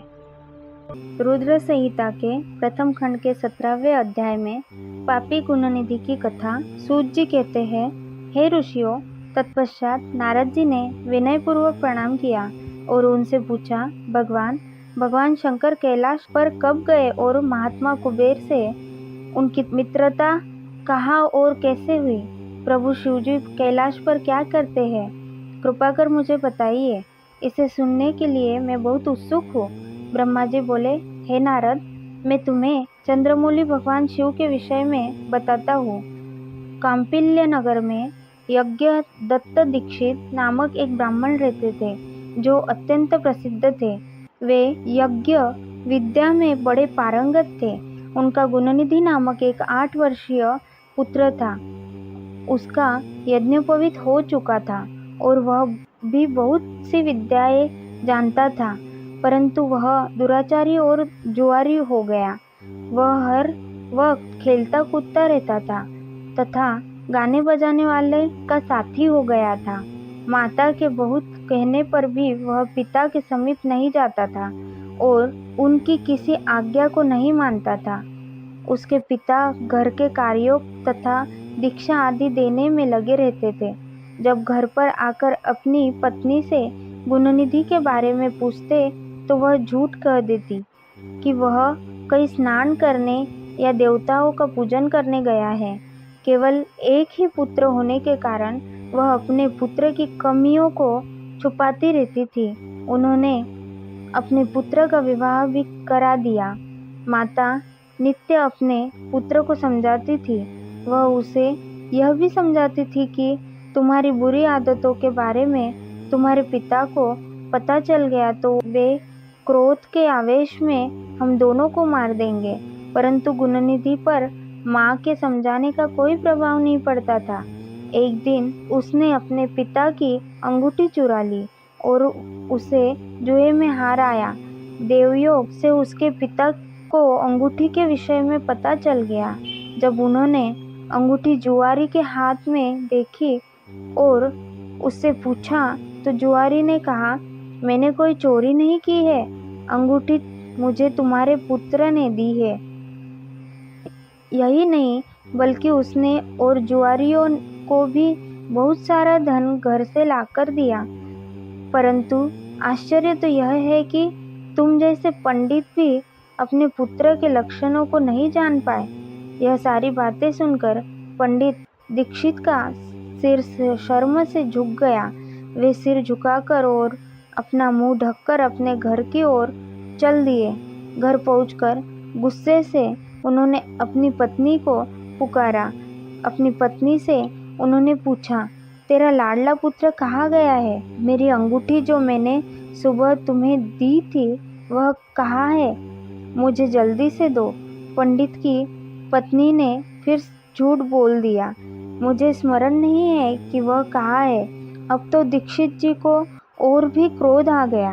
वे अपनी पत्नी से बोले, तू बड़ी सत्यवादिनी है, इसलिए मैं जब भी गुणनिधि के बारे में पूछता हूँ तब मुझे अपनी बातों से बहला देती है।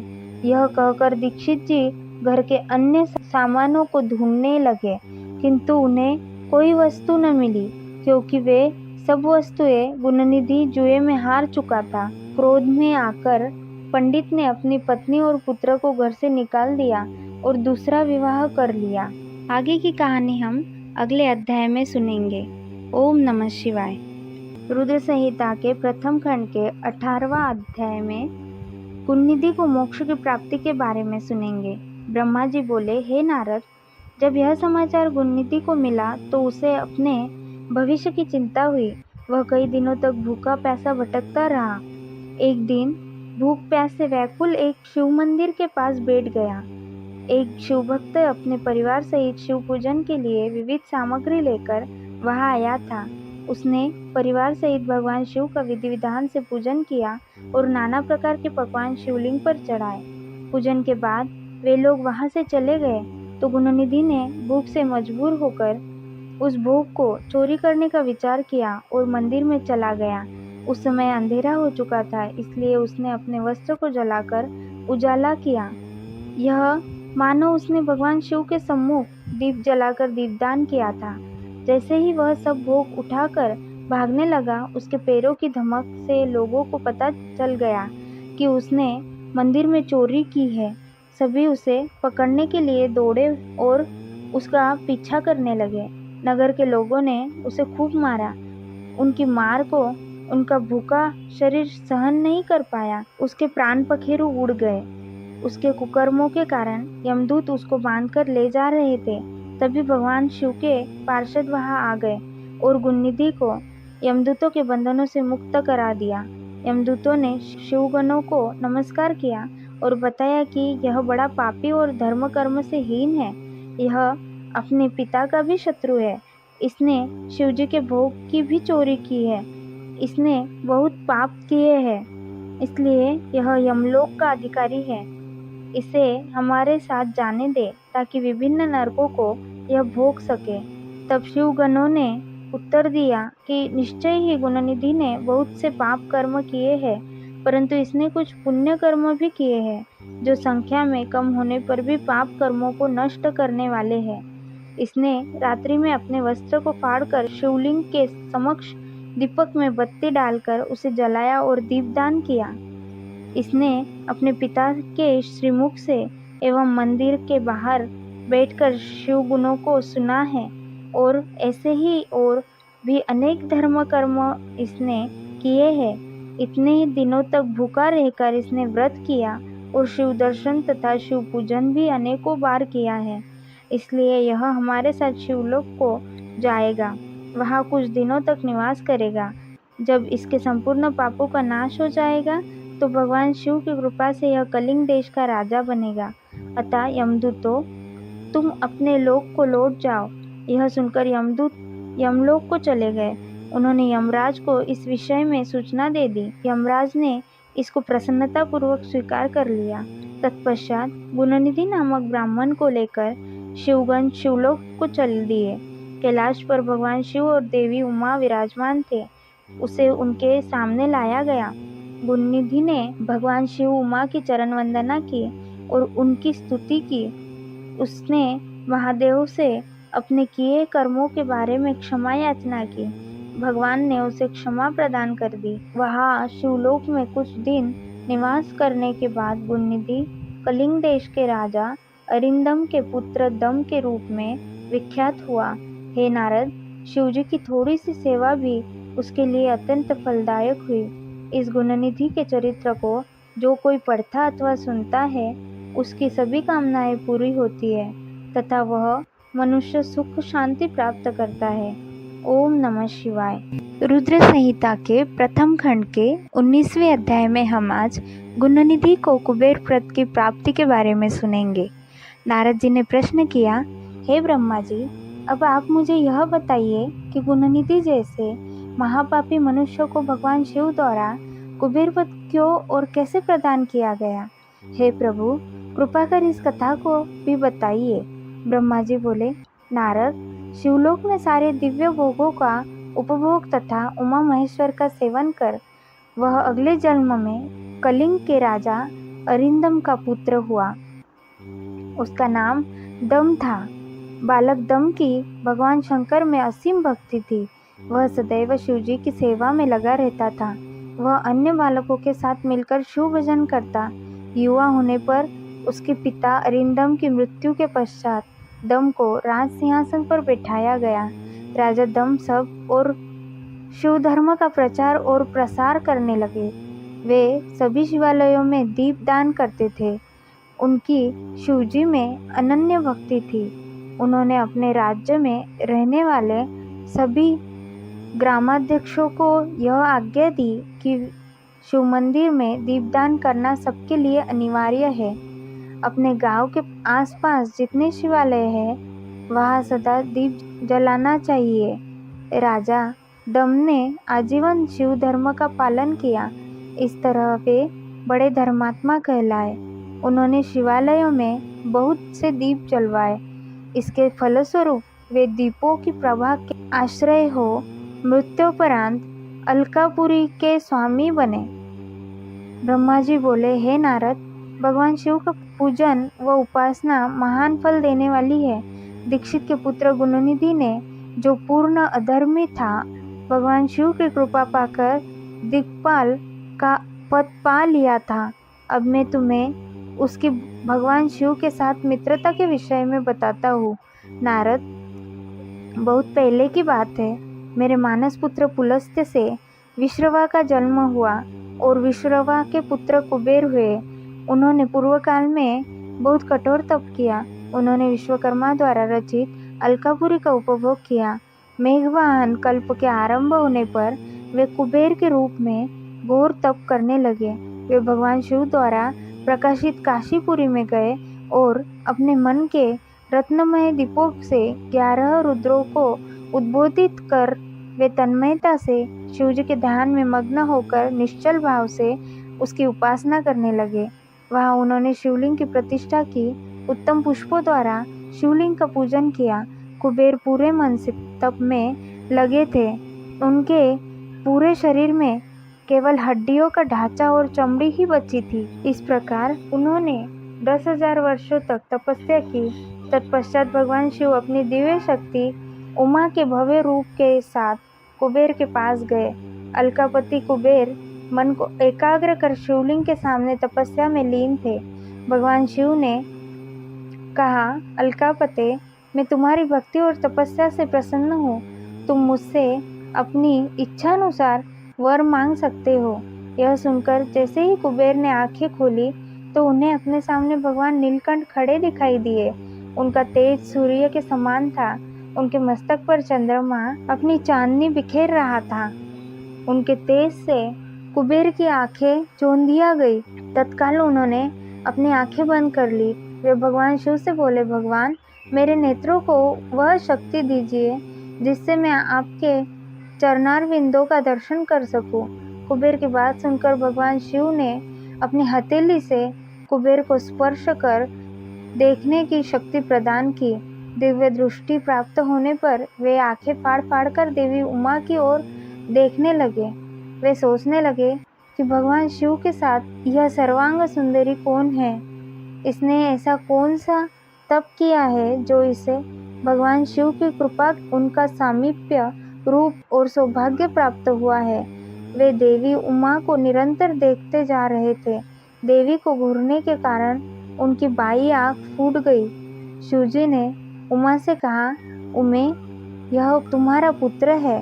यह तुम्हें क्रूर दृष्टि से नहीं देख रहा। यह तुम्हारे तप बल को जानने की कोशिश कर रहा है।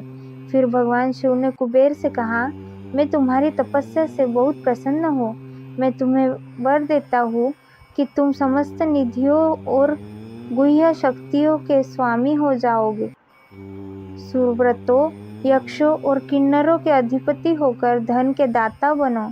मेरी तुमसे सदा मित्रता रहेगी और मैं तुम्हारे पास सदा निवास करूँगा, अर्थात तुम्हारे स्थान अलकापुरी के पास ही मैं निवास करूँगा। कुबेर, अब तुम अपनी माता उमा के चरणों में प्रणाम करो। यही तुम्हारी माता है। ब्रह्मा जी कहते हैं, नारद, इस प्रकार भगवान शिव ने देवी से कहा, हे देवी, यह आपके पुत्र के समान है। इस पर अपनी कृपा करो। यह सुनकर उमा देवी बोली, वत्स्य, तुम्हारी भगवान शिव में सदैव निर्मल भक्ति बनी रहे। बाई आँख फूट जाने पर तुम एक ही पिंगल नेत्र से युक्त रहो। महादेव जी ने जो वर तुम्हें प्रदान किए हैं वे सुलभ है। मेरे रूप से ईर्ष्या के कारण तुम कुबेर नाम से प्रसिद्ध होगे। कुबेर को वर देकर भगवान शिव और देवी उमा अपने धाम को चले गए। इस प्रकार भगवान शिव और कुबेर में मित्रता हुई और वे अलकापुरी के निकट कैलाश पर्वत पर निवास करने लगे। नारद जी ने कहा, ब्रह्मा जी, आप धन्य हैं। आपने मुझ पर कृपा कर मुझे इस अमृत कथा के बारे में बताया है।